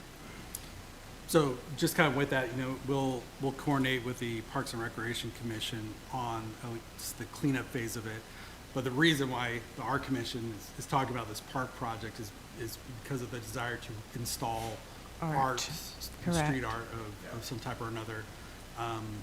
Like Garrett was saying, you know, instead of us just power washing the heck out of it and just making it a little more, you know, potted from that, is there something we can put over it that would be aesthetically interesting, pleasing, you know, maybe, you know, create a little more respect for the space with it, or Right. get the community and the users of the skate park involved with creating that art. Right. And again, I think it's a real good learning opportunity for everybody as far as, and Perry obviously has the experience in this, but, you know, when it's time to do that art installation of doing the call to artists so the youth can actually get in that process and understand how it's done. So the tagging isn't tagging or vandalism anymore, that they become the artist that's been selected to enhance their environment themselves. So, and it's done right, and it's done with respect with all parties involved. Yeah, thank you.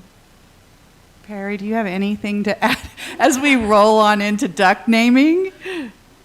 No, you all are doing a fabulous job. I mean, initially out of the gates, if you're looking at resurfacing, you don't want to end up in a situation where you paint and then you resurface and you don't want to work against yourselves, right? So you're right to proceed, you know, cautiously around big moves like that, to start with cleaning up and then to talk about painting and resurfacing with those that know. And yeah, just I'm right here and Leslie's right here. When you're ready to reach out for those resources, I'm happy to connect you for sure. Thank you so much.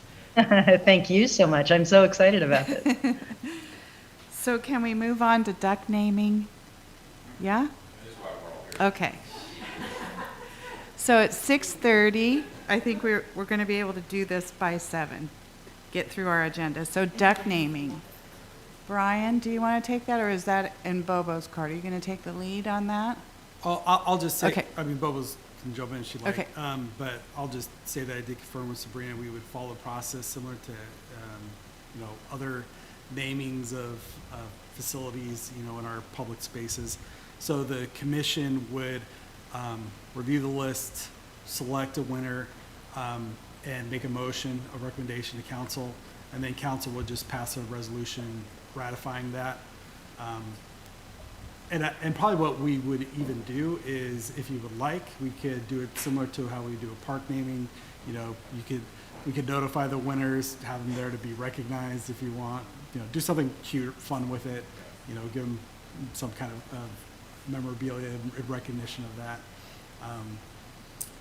What I'll have to double check though, if we can tie back the names to the submittals on it. So we had, in total, there were 264 names submitted from 89 respondents. So anything you want to add to that, Bobo?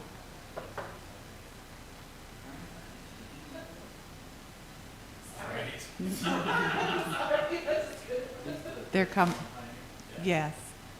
They're laughing about the number of people who wanted to name the ducks versus taking our survey. So maybe we should reach out to the youth of our community to actually take the survey on there. I would like, my 2 cents, I would like to see us, if we can possibly figure out, after we select a name, who submitted that name and being able to recognize them just like we would the classroom of kids that came in. That's, as a council, sitting on council, that's the highlight of the night when they come in and you've got somebody there getting recognized for their involvement in naming something inside the city, getting acknowledged, getting their picture taken with the mayor and council. I think it'd be amazing to see that follow through if possible. So Brian, you were going to send the list to all of us, or were you sending that to one of our subcommittees? I'm sorry, Valerie, just a second. Well, so that's part of the discussion is, we went over, we kind of looked through the names last time. We really didn't finalize what the process you wanted to do, if you wanted to do it together as a commission, if you wanted to have one of the committees do it. I have the list here, I could throw it up. We can look through it right now and discuss, debate. Do you want some time with it? I think some time with it is in order.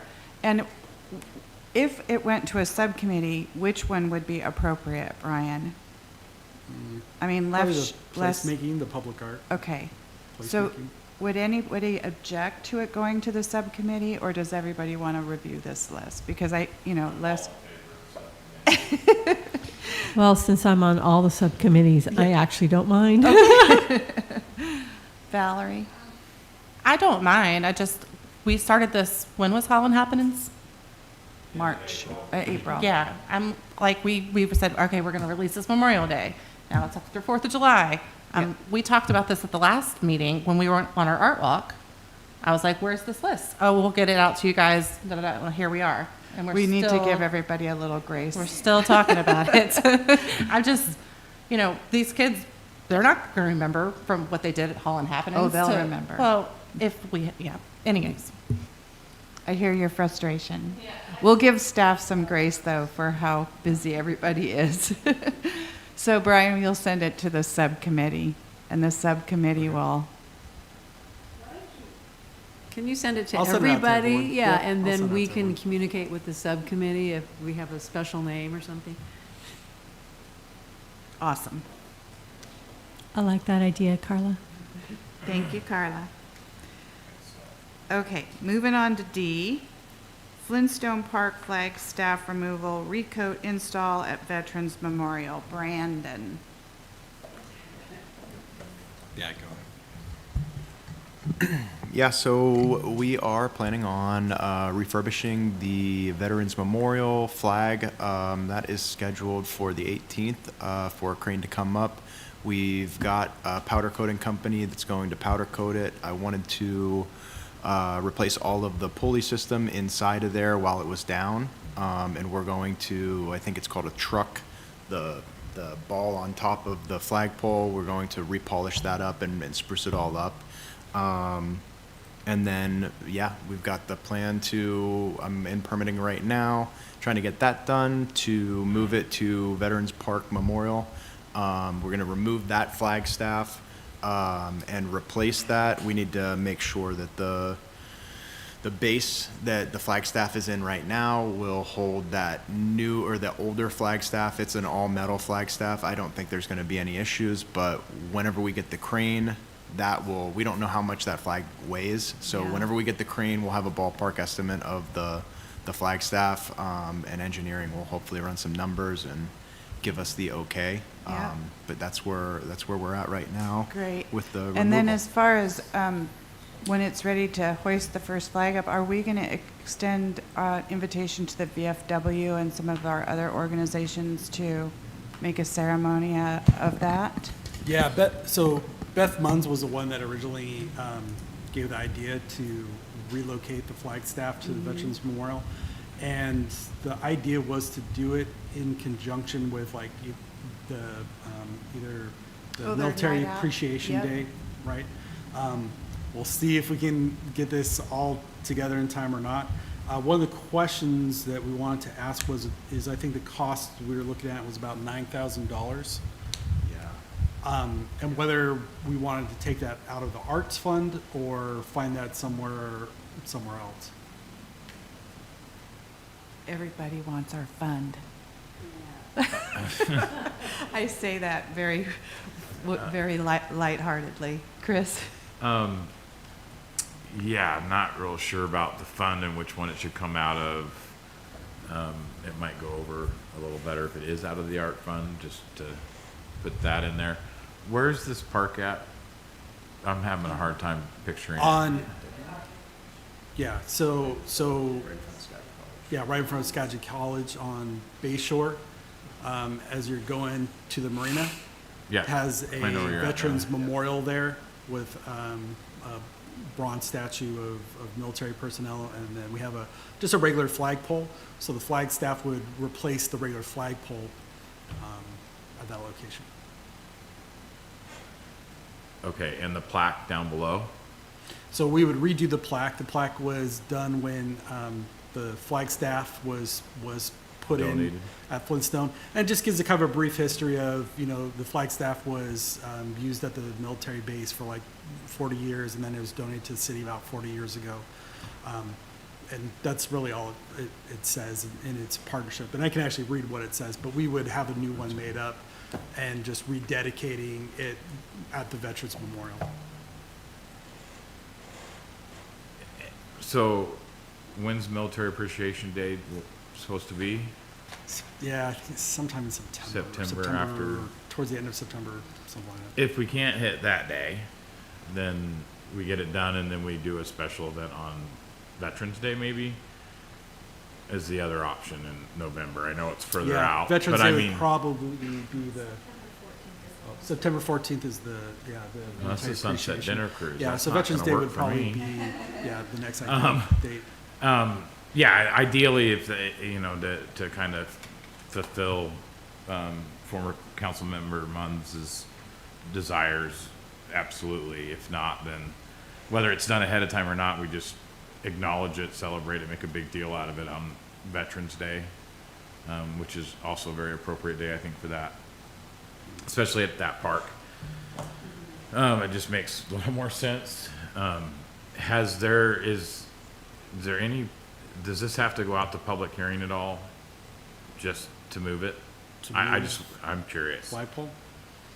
Yeah, I can already sense when this. Yeah, I don't think there's any requirement to do that, but we probably would either at a council workshop, we could put it on a council agenda if you want to, just as an information of, hey, this was this was proposed by, because it was a former city councilman, to do this, and here's our plan to take it out, recode it. And I just place it am there. really concerned about transparency. Mm-hmm. And as much as I love the idea of putting it where it's going, I get to stare at it every day, all day long, out my window at work, and I hate to see it go. But I also realize the reason it needs to, the movement needs to happen, right? So I get all that. If I'm struggling with it, And I mean, I accept that it's gonna happen. I'm on board, I'm a team player. I know Oak Harbor well enough that, yeah, I think we just need to be transparent about everything that's going down so that when the rally cries start rallying, and they will, we're prepared for that. And that our community doesn't feel like we're trying to sneak something around them. And that's a big concern for me. So, Okay, we will place it on a council agenda. Thank you. Tracy? One thought I have, since because of the nature of this item, if the Historical Society should be involved and be point rather than the Art Commission. Yeah, I think it's a great idea. I like it. so we need to invite them to the table as well. Yeah, I agree. Yeah, and the more we include the community and our veteran organizations, the better it'll go. So Brandon, that timeline that you were reviewing will include when to reach out to these other community organizations?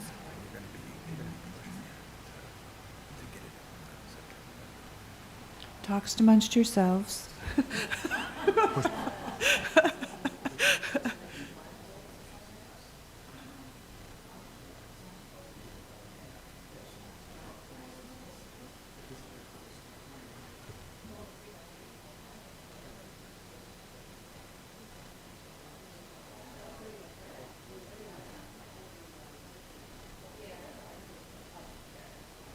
Brandon, the timeline that you were outlining for us at the beginning of this discussion, will you insert when to invite our other community organizations to be a part of this? That's what we were just discussing. Okay, thank you. I believe we should do that sooner rather than later with Okay. with the announcement or the understanding that the crane's coming on the 18th. I Okay. think we should do that sooner rather than later, just to get them on board and see what their ideas are if we want to bring another Okay. party into this. And it's not the removal of it to powder coat it. That doesn't, you know, yeah, it's the moving of it. yeah, the moving of it and the new plaque and dedication, yeah.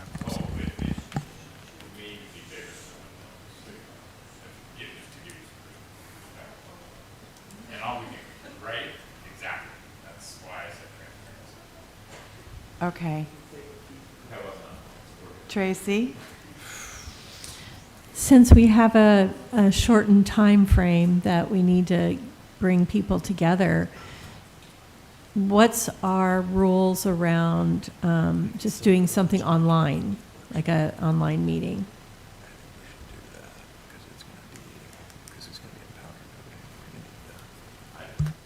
I don't know. We have no rules, that's why Framework is here. No, in regards to, I mean, That's yeah, not true, by the way. I guess, I mean, it's probably too late to put it on this upcoming workshop for an update, or is it, Brian? I mean, is it possible to get it swung into to the 24th? Yeah.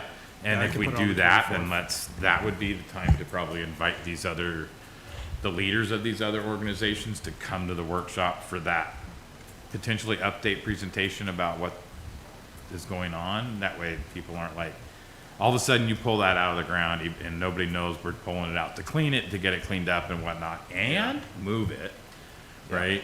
All of a sudden it's missing. So can we lean on? It's like the carnival thing all over Yeah, again. I know, I mean, can we lean on Miss Beth as Navy League person to gather the troops for this workshop, so it's not on city staff? Can I reach out to Beth? I mean, Arts Commission has nothing to do with this other than hearing what's going on, but I'd be happy to help in any way. No. And in fact, I prefer to keep this very separate Okay. from Okay, art yes. and installation, right? So that would be my suggestion, is that maybe Miss Beth could rally the troops to the workshop.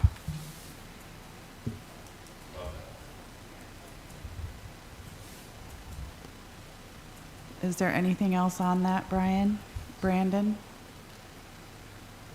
If not, we're at E, Buskers program. Oh, I'm No, sorry. I was just gonna say, I've got a meeting with the construction crew and development services tomorrow for the statue in regards to orientation and where exactly it's gonna be placed. So we'll have that information tomorrow. Awesome, thank you. E, Buskers program, JR is on that, and he's not here. Is there anything on that that we need to know?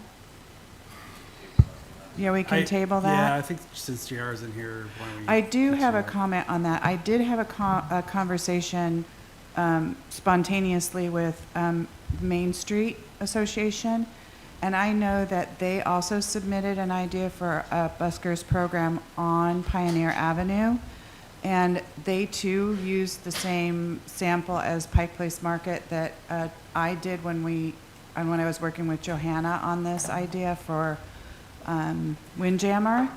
So again, combining efforts and combining how it's going to work and who's going to oversee it. I think that, correct me if I'm wrong, Mikhail, but I think Main Street's program even got okayed for them to call in buskers through the summer. Not just on the corner. They have about 8 different spots along Pioneer Way that they've identified for a, yeah.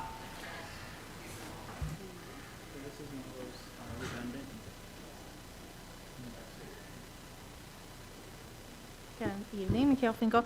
I know that they reached out and asked about what the arts plan, the arts buskers was doing, and we let them know that it wasn't moving forward for this summer. So after that, I have not heard. I'm not sure what staff they might Okay. have talked to about that, but if it's Perfect. private property, then Yep. Okay, perfect. So we'll go ahead and table this until our next meeting then. Does anybody have any problem with that? Okay. Okay. No. Program performance budget.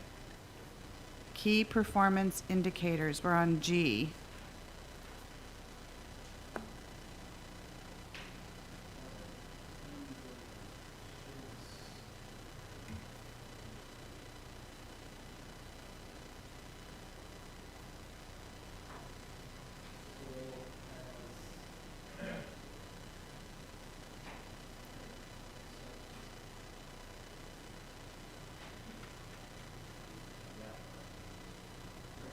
Okay, so as part of the city's new program performance budget structure for a budgeting process, finance department has asked us to put together programs which really are the umbrella of services that each department provides to the city, as well as key performance indicators. And these are those kind of benchmarks and proofs of becoming successful within these programs. So they also had put together. Oh, sorry. There we go. Sorry, mic wasn't on. So as part of these programs and looking at key performance indicators, Parks and Recreation, a lot of the things that we do are very qualitative in nature. When we talk about quality of life and we talk about program participation and things like that. Finance really wanted to see something that was a little more of an output measure nature. And so an example of that would be like for PD, it would be an output measure would be number of arrests, whereas an outcome measure would be crime rate, right? So output is simply the amount of the product produced or services rendered without consideration with the quality or desirability of what has been done. It's just more numbers based. So the programs within the department that we identified were recreation programs, facility rentals and leases, events that are hosted by the department, creative arts, parks, and the marina. The Marina and Creative Arts are separate funds from the other areas that would be incorporated in with the general fund. So recreation programs are all those things of just like what it sounds like. Those programs that we put on with instructors, you register for. So some of those key performance indicators from that would be things like total program registrations, community partnerships, returning repeat registrations, fit testing, things like that.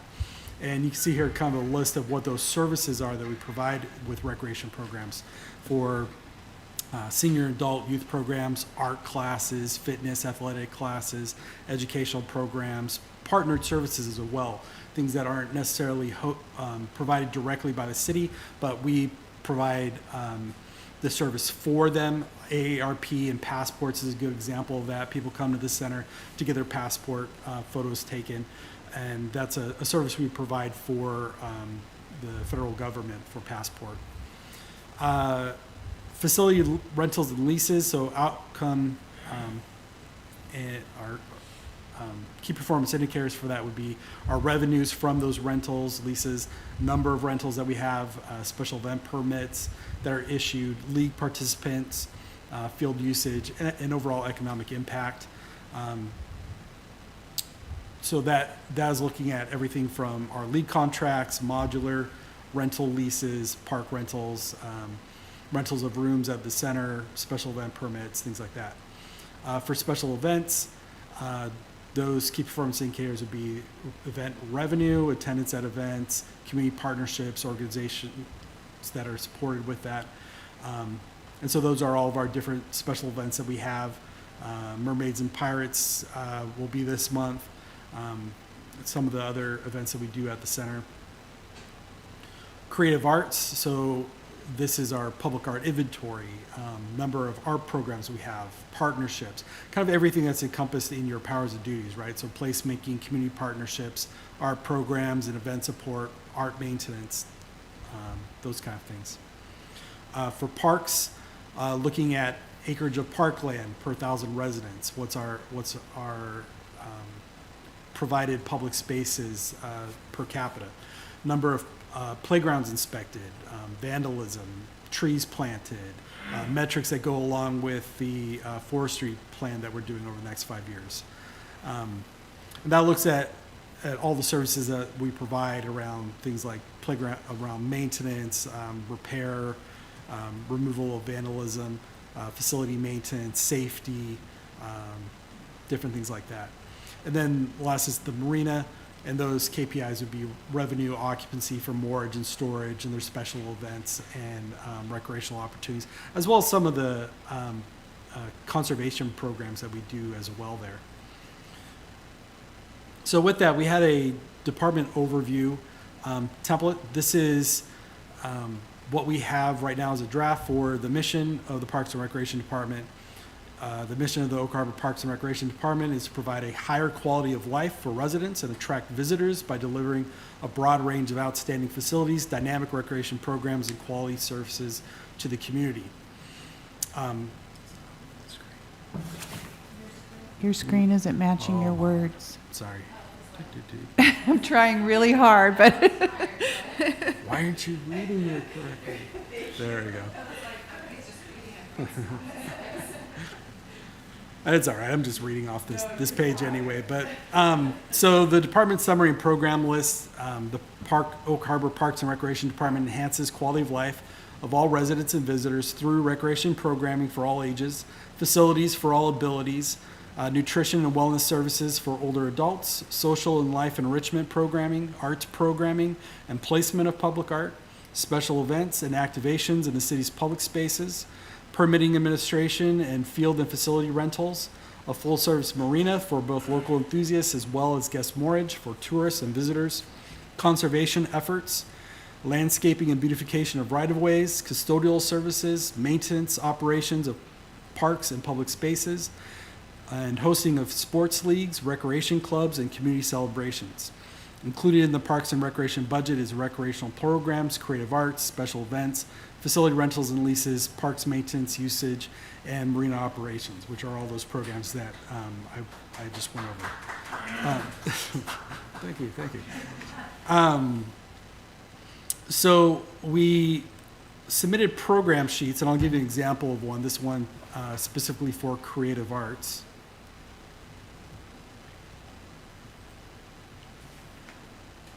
There we go. All right, so the mission of the creative arts, to foster arts and culture programs to help develop a diverse local arts community that is inclusive for all. So the program summary for creative arts is foster the creative arts in Oak Harbor, including support for artists and arts organizations, development and stewardship of public art, cultural tourism, arts education and cultural development of Oak Harbor citizens, economy and quality of life, and implement activities, projects, and programs to promote and encourage development and sustainability of the arts in the city. So that's our basic program summary. Happy to receive any feedback you have or thoughts you have on those. Yeah, do you have a comment, Chris?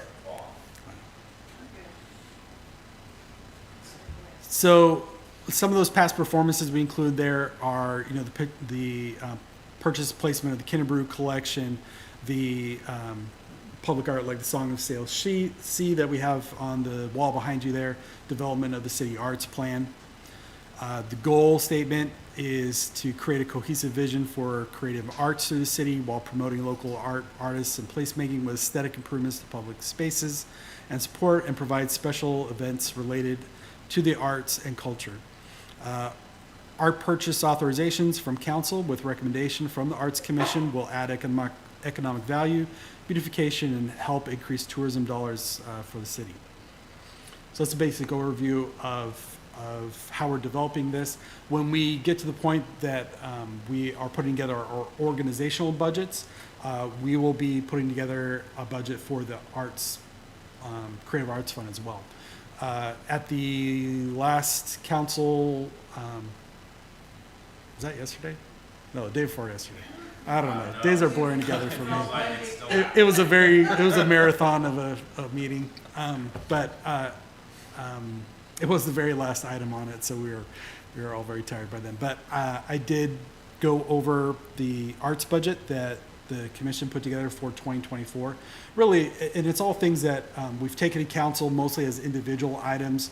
The Song of the Sail Sea, you know, went over the windmill support as well as different art placements that we've done. And that goes into the amended budget amendment that David will bring to council. The two new items that we had talked about with them a little bit before, but they hadn't really seen numbers around, was the $15,000 for arts programs specifically, and then the $7,500 for installation of the Kinnebrew pieces. And I also mentioned to them that we'll be coming back in the first regular meeting in August, because we did want to have them pass a motion of approval instead of just doing it at a workshop, but to talk about art placement and just to get city council's ratification of where you've selected for those last two Kinnebrew collection pieces. So, can I just ask one question Yes. about the process again to remind me? So this was the a proposed amended to the budget at this point in time?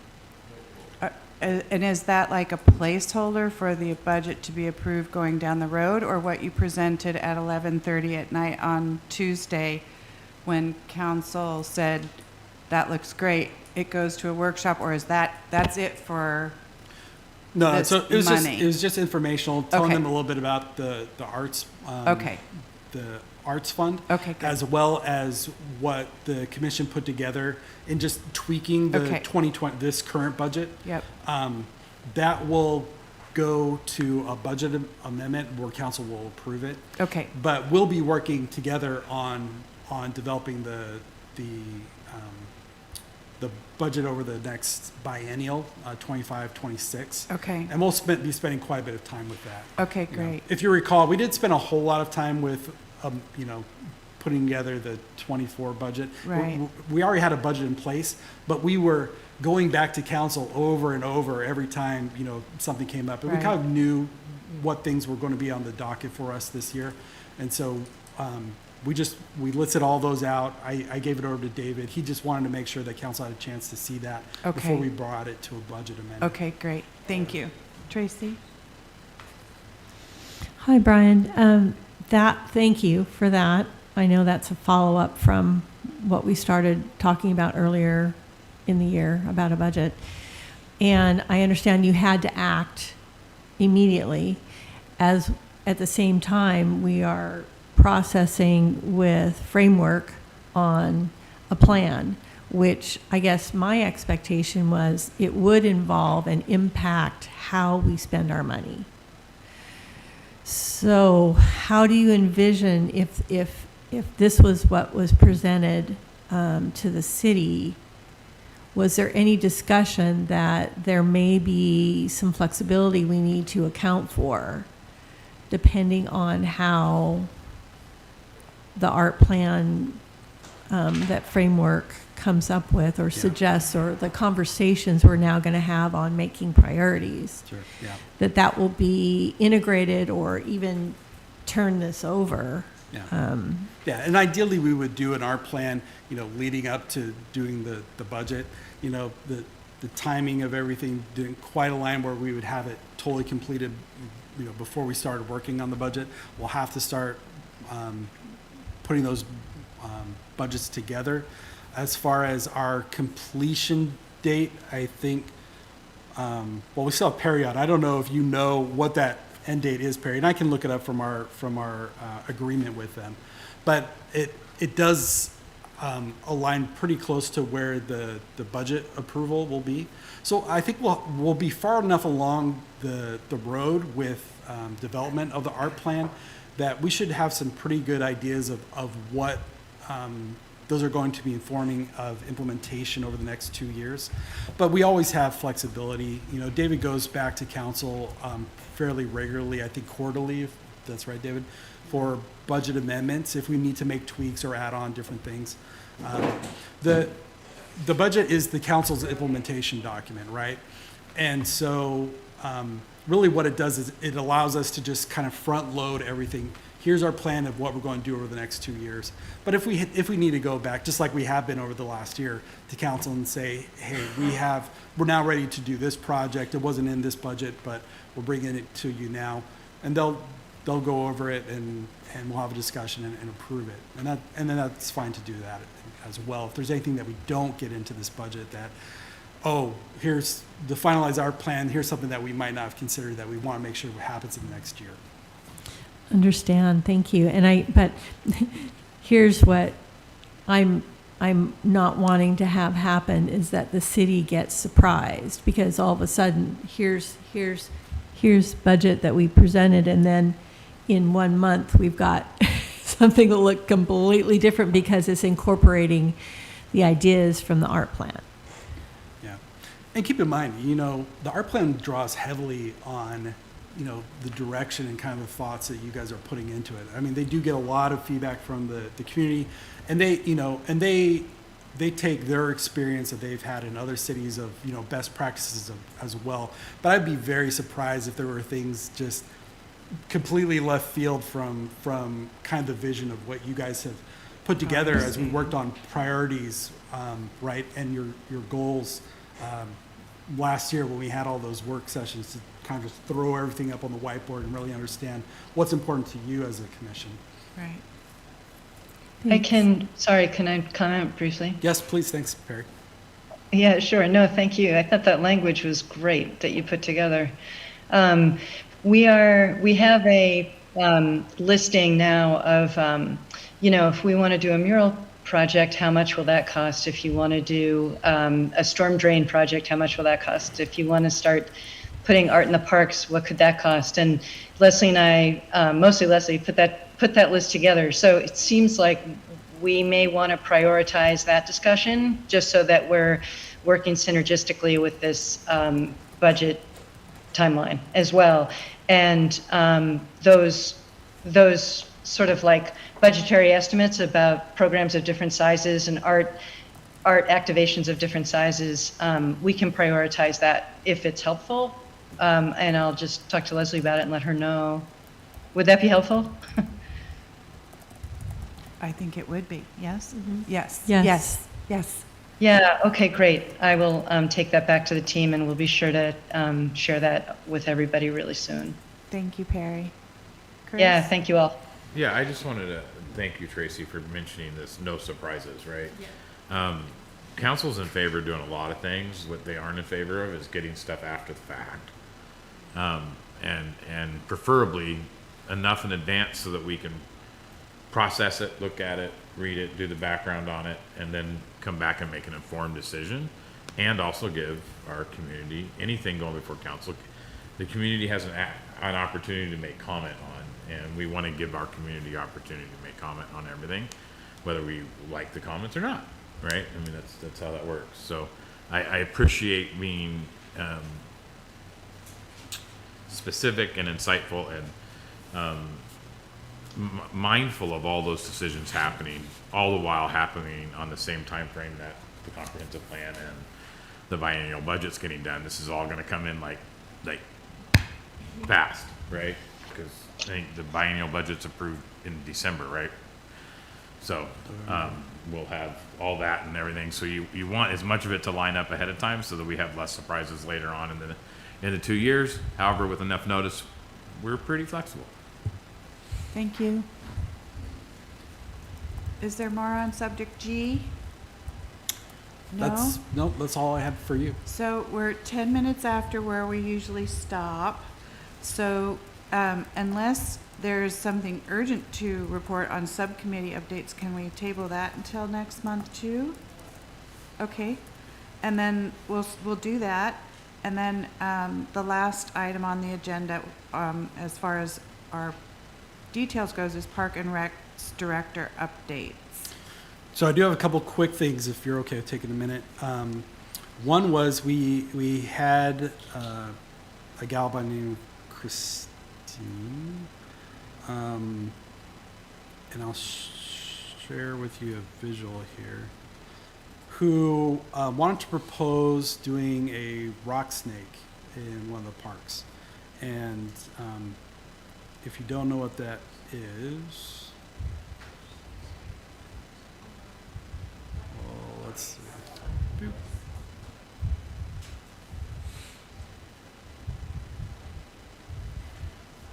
So what they do is they put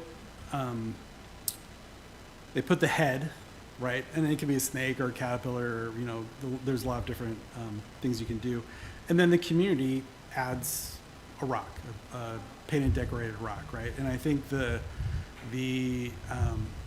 record right now is about 8,000 rocks in one of the communities. So this was a proposal to do in one of the parks. We passed it by the Parks and Recreation Commission. They were pretty favorable to doing this. They just wanted to make sure that we found a location that would not make Brandon's life a misery trying to maintain around it, or be a safety issue or impediment to access or anything like that. So consideration to location is one thing to consider.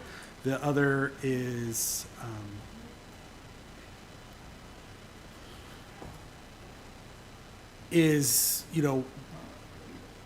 information or is there something meaningful we want to do around this, right? Is there a purpose behind it, or do we just like the idea of it? But I did send on the invite to her. She couldn't make it to the Parks and Recreation Commission meeting because she had a new job. I was hoping maybe she'd come tonight because I still haven't heard her or met her in person, but just wanted to throw this out there and get your thoughts of what you thought about it, if you like the idea or not, if you do, locations around it, or any other thoughts on whether you could use this for some sort of an awareness campaign or whatnot.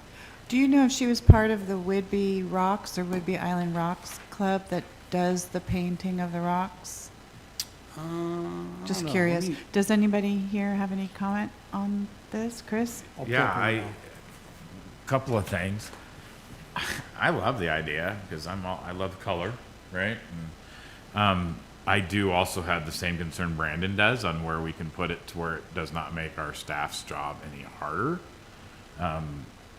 and how long it would take to put into place. So the only suggestion I could have right off the get-go is once we get maybe something going up in Freedom Park, maybe there's a spot up there that doesn't need to be mowed, right? See, Brandon likes me already, right? So it's a spot. It's curious. It could draw people out to that 75 acres, which also might be enough space to beat 8,000 rocks, because I hear a challenge coming on, right? So, that's my thought on park-wise, since it's all forest.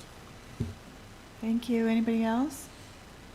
I love the idea. I'm just not completely wrapped around snake for Oak Harbor. I don't know if there's any other kind of animal that we could do the same kind of. That's why I was sitting there like, what could we do? What could we do? But when something that ties into our harbor community. Yeah, That's so along that, I asked her, like, what are some of your ideas for other animals other than a snake? An octopus, with tentacles was one of the things she said, but Ooh. also wanted to see if you guys had creative ideas around that. Something water would be perfect. Go, Carla. Go, Carla. Go, Carla. Eels are water. Correct. Or like the Loch Ness Monster situation.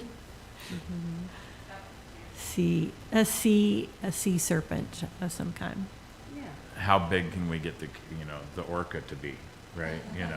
And how colorful, since they have a pretty big impact in history in our island, and especially Penn Cove. So just something to think about. Would there be a think we like local, could we, in terms of a purpose, the only thing that's coming to mind is maybe a competition with a neighboring town or a competition in general? For the Guinness Book, yep. I think we like it. Okay. Any thoughts about location? I like Chris's idea particularly at the new park to draw people out there. Freedom Park, isn't it? Former Harbor Heights. Yeah. Where And then do you it could think go of, down to the marina. like the trailhead, or just along the trail system? Along the trail system, right, as you keep going out, or at the trailhead, if there's multiple branches, the octopus then becomes even, right? You could do the multiple.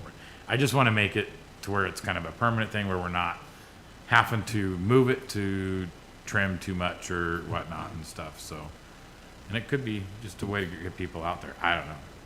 Yeah. Okay. All right. Thanks for your thoughts on that. Let's see. So we had our pre-construction meeting for the Angel of Creativity statue. We are looking at putting in the pin pilings very end of August, maybe early September. And then the concrete slabs would take about 3 weeks.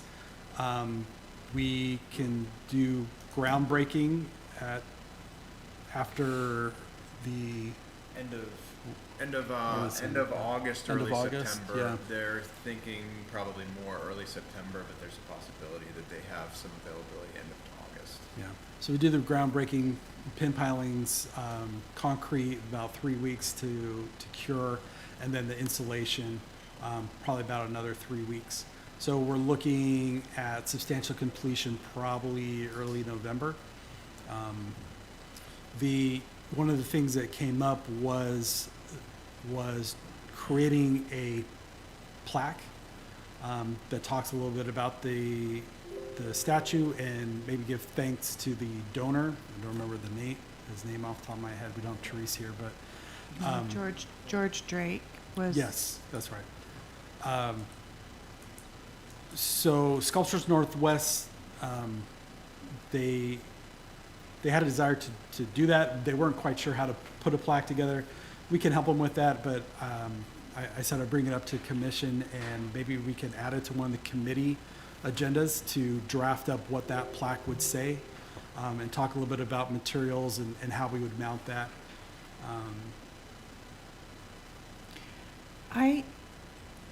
This has been going on a long time, as everybody knows, but I'm recalling that George had a specific quote that he wanted. Something about dreamers. Yeah, or it's something, that, I don't know yes. if it was jobs, about the Dreamers and the Misfits, whatever that quote is. I believe that was part of his wish when this was installed, so that probably should be Unfortunately, from what I clarified. understand, you know, a couple of people that were involved with this, you know, passed away since, so Yeah. I hope there's not a loss of knowledge around that, and I'm not No, sure it- where to it- find that information. Yeah, but- Richard would have it in writing.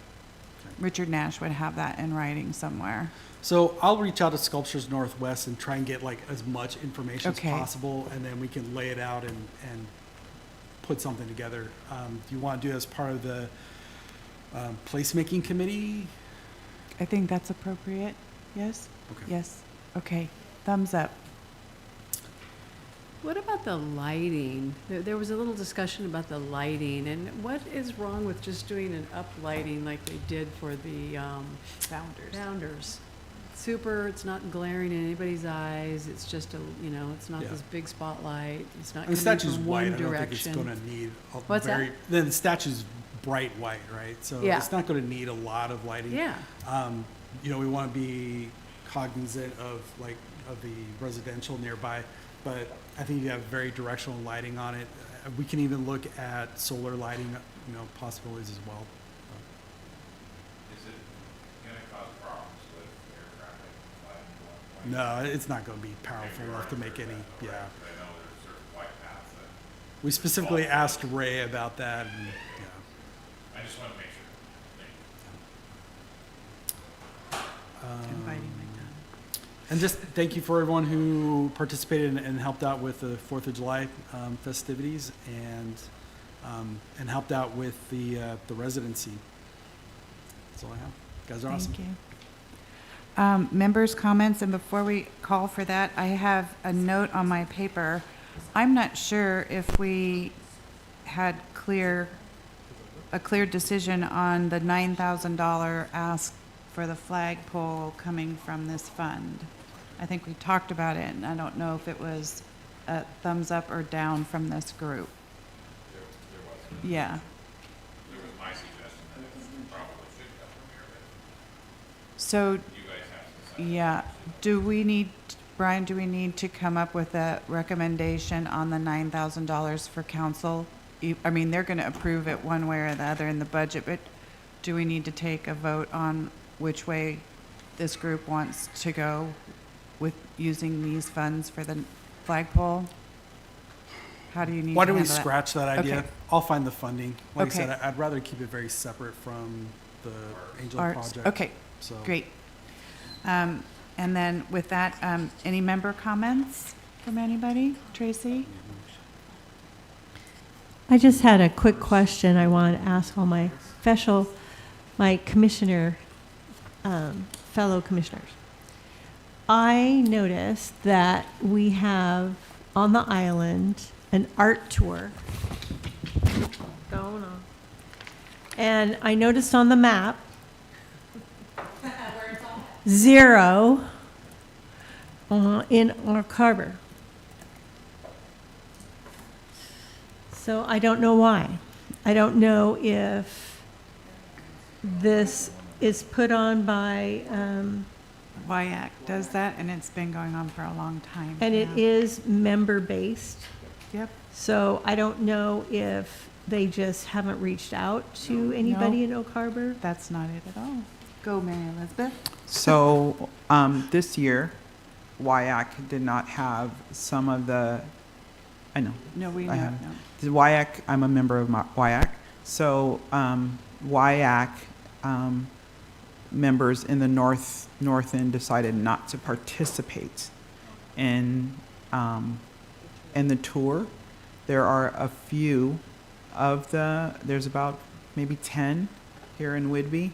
And this year, because of health and things like that, some of them, they decided not to participate in the tour.